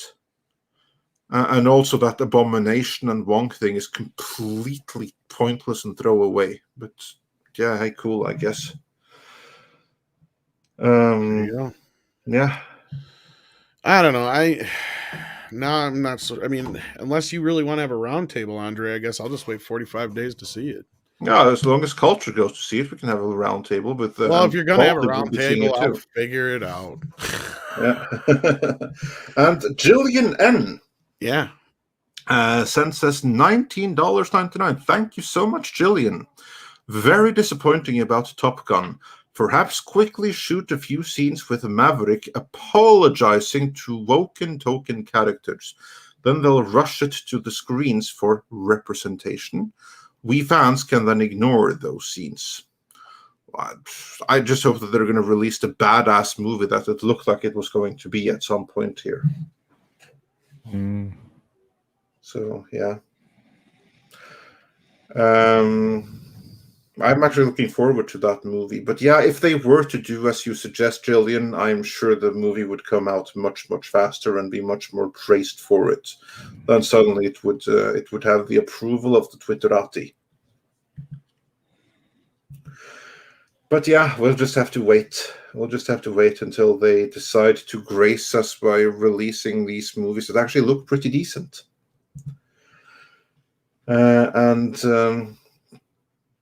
Pete then Kat wonders, Andre, do you mean it feels like a really long trailer? That's yeah, kind of. And when you see the movie by the end, it's like kind of like obvious that the real takeaway here is, again, it's just teasing that something is going to come a long time down the line. Now, when I think back on the movie, there wasn't like a huge point to it, was there? It's like an intro story. It's like a Phase 1 movie that just came way too late. Yeah. What sucks? I was kind of looking forward to this movie. I was hoping it was going to be decent. I was hoping you can come back and be like, it wasn't that bad. Well, it wasn't that bad. It was just a total mess. Well, that doesn't help. because I'll say that it wasn't that bad. There were good parts, but I will always add, but it was a total mess because the good parts didn't fit together with the other good parts. And that's my complaint with it. That prevents it from being a triumph. The only ones who consider it a triumph are those that think so for very local political purposes. I submit. That's a part of the reason. That probably says more about where in LA they are than anything else, because I very much doubt anyone outside of LA would refer to this as a triumph in any way. Mhm. Well, I mean, and again, I mean, it's really easy if somebody hands you a press sheet, to just read your talking points and regurgitate them. I mean, anything that's being said Yeah, about but even without it, I'm sure that many people can genuinely like the movie. So I'm not going to say anything bad about anyone for liking it. No. And if someone really considers it a triumph, then by all means, they have the right to think that. Lord knows why they would think that, but I'm sure that quite a few people that use the term a triumph, just like they did with Captain Marvel and stuff, maybe in the press kits. I don't know. Yeah, I don't know. I know that those swag bags are always very appealing. They have some great stuff in them. No, I wouldn't know. Never gotten one. And on that note, also wouldn't want one. No. Ooh, that was an audio cue. Well, actually, I have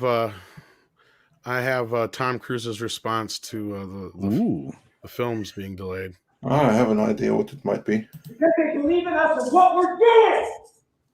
I'm on the phone with every studio at night. Insurance companies. Producers. And they're looking at us and using us to make their movies. We are creating thousands of jobs. He's pissed. No, actually, I brought this up because of the story that Culture brought to our attention. Don't do it, you're fired. And I see you do it again, you're gone. Paramount sues insurance company over the $100 million policy payout or lack thereof. So you wonder now, was that rant part of the insurance deal? What do you think, Culture? I don't know. I don't know. I mean, it has probably something to do with it, but it doesn't matter. The insurance policy is supposed to cover, a failure of the film to be delivered on time. I mean, there's a lot of reasons that this insurance payout could be there, but this is 100% global crisis related, right? And this has been reported by various outlets. This was the story from the 30th deadline. And you know what? As far as I know, this thing has had 7 or 8 shutdowns during the course of production, which has cost them untold millions of dollars. So asking for the $100 million payout that was supposed to be on this, it probably isn't a stretch for them, because they have had to shut down so many times. And as you know, I mean, especially with this type of production where this thing, he's traveling the globe, shooting this in locations, incredibly expensive to bring people out to a location, send them away, and bring them out again. So it's just it's nuts, and the logistics involved, the planning, the everything from craft services to to trailers have to be delivered to these remote locations for anybody who's going to be there. It's ridiculous. So anyway, I could imagine double masked here. That's funny. Sorry. Yeah. I could imagine that this actually ended up going over budget easily by $100 million. If not more, because of the delays that they've had to have. So, but these insurance companies, they're going to start seeing this bite. I mean, Disney's embroiled in one of these, at least one of these. A couple other studios are doing it right now, and why not Paramount? That everybody needs to to come out whole, and that's why you hire an insurance company. And I guarantee the insurance company's lawyers crafted this policy. So yeah, and as for me, I think that Cruise's rant at the time had nothing to do with this, and it was completely legit, because he was probably genuinely stressed with the movie. He knew this was an unparalleled situation. Yeah, the insurance companies, everyone, they probably could just say, you know what, force majeure, you don't get jack shit, you're out, all the money yourself. They probably could do that. He's going to have that in the back of the mind, that if this fails, if this movie isn't completed, they might be stuck for the bill of that entirely on their own. Then that's going to be a big part of the reason why he was ranting such. Well, I mean, he was obviously concerned. They had probably had multiple production meetings where, people were instructed to do this, that, and the other thing. And at the point in time when that rant was going off, the extent to which, there were global issues going on at the time that were creating additional pressures and stress around that production. I mean, I bet you that bled over into that rant. That's one of those great ones. That one and the Christian Bale one are two of my favorite rants of all time. So, yeah, but hey, more power to these studios going after these insurance companies, because these insurance companies almost never have to pay out on these things. So. Yeah, but Tom Cruise wants to be shown the money. Nobody. Show me the money. Wow, Nothing. all of a sudden. I love that film. Yeah, Cuba Gooding Jr. was great in that. I love that. Show me the money. You are still my agent. Congratulations. You are still my agent. Was his only client. Money. I love black people. Yeah, it's really... Show me the money. Yes. Anyway, Andre's quiet for some reason. And then we had one final super chat here from Roof Korean the Based, who says, if you're caught up, would it not be in the advertiser's best interest to pay as little as possible? Showing declining dollars can justify spending less, I think. And yeah, absolutely. There's a point to that. But with that, we are actually fully caught up. Yeah, and I mean, as far as the delays goes, I mean, I didn't really say too much about it, but my final thought on it is Top Gun 2, like Ghostbusters, has no real reason to rush its way to the box office. It's a sequel to a movie that's 35 years old, actually. So, like, it really has zero reason to rush. And like with Ghostbusters, Ghostbusters can do as much as it can to distance itself from the 2016 film, so it really has no reason to rush out there. But no, I think you're right, Culture. I think Sony is not going to move Venom and Spider-Man and some of those things. I don't think they can necessarily without dealing with Disney because of the whole deal, so it's hard to say. It'll disrupt the apple cart too much, I think. Yeah, I think so. Yeah, and as a Jillian, who's showing so much support here, like Robert B. and the rest of the guys out there today, thank you so much for all the super chats and super stickers. We appreciate it so much. And if you can't do that, we understand. You can always hit that like button, though. That's free. Jillian N says, show me the movie. Yeah, she wants to see Mission Impossible or Top Gun. In this case, probably Top Gun, I'm imagining. But no, I understand. I've never been a huge fan of Top Gun, but I get the anticipation build up. I've been wanting to see Ghostbusters.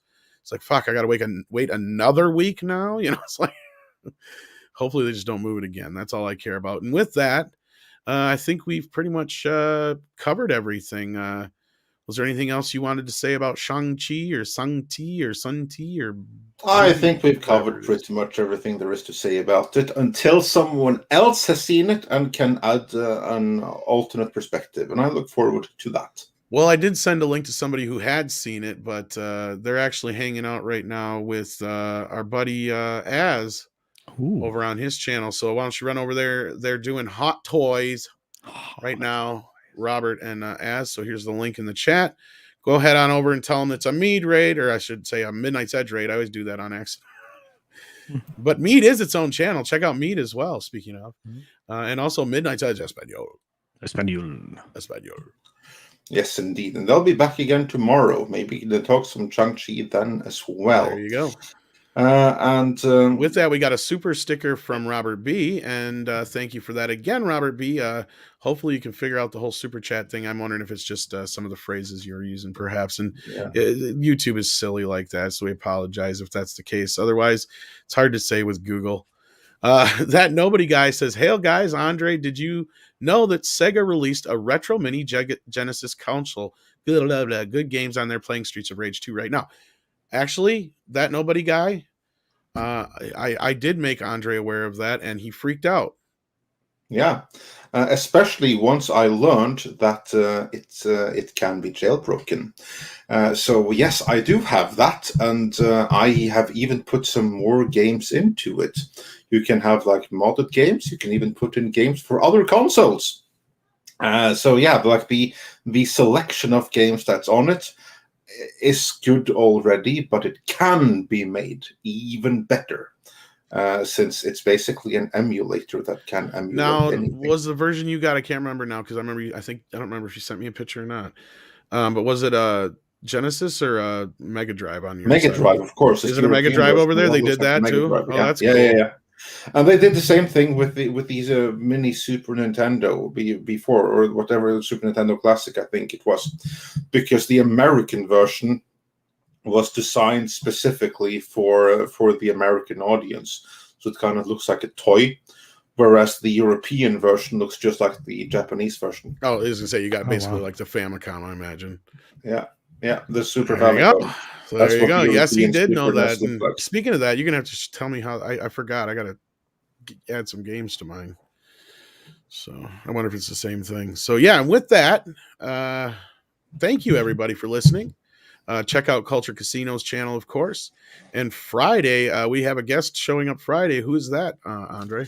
On Friday, we have Kamran Pasha joining us again to talk some more of all the stuff going on behind the scenes of Disney. That's going to be really interesting now when we get some numbers from Shang-Chi over the weekend. Plus, we have this whole thing with Frank Oz, who is not too keen with how Disney are treating the Muppets, and not just Disney, but Warner. Actually, he kind of threw under the bus. A little Yeah, bit. them too. Yeah, we covered that last night on Meat, and that was that just pissed me right the fuck off. But yeah, so I can't wait to talk about that, and hopefully we'll have. I think I'm working on getting all kinds of other good guests coming up here soon. I don't want to say too many to jinx it, but hopefully we'll have some more coming up this next week, and we'll get back in the groove of things, and we'll have some fun stuff to talk about. So with that, Andre, do you think it's time for Koalas in the Rain?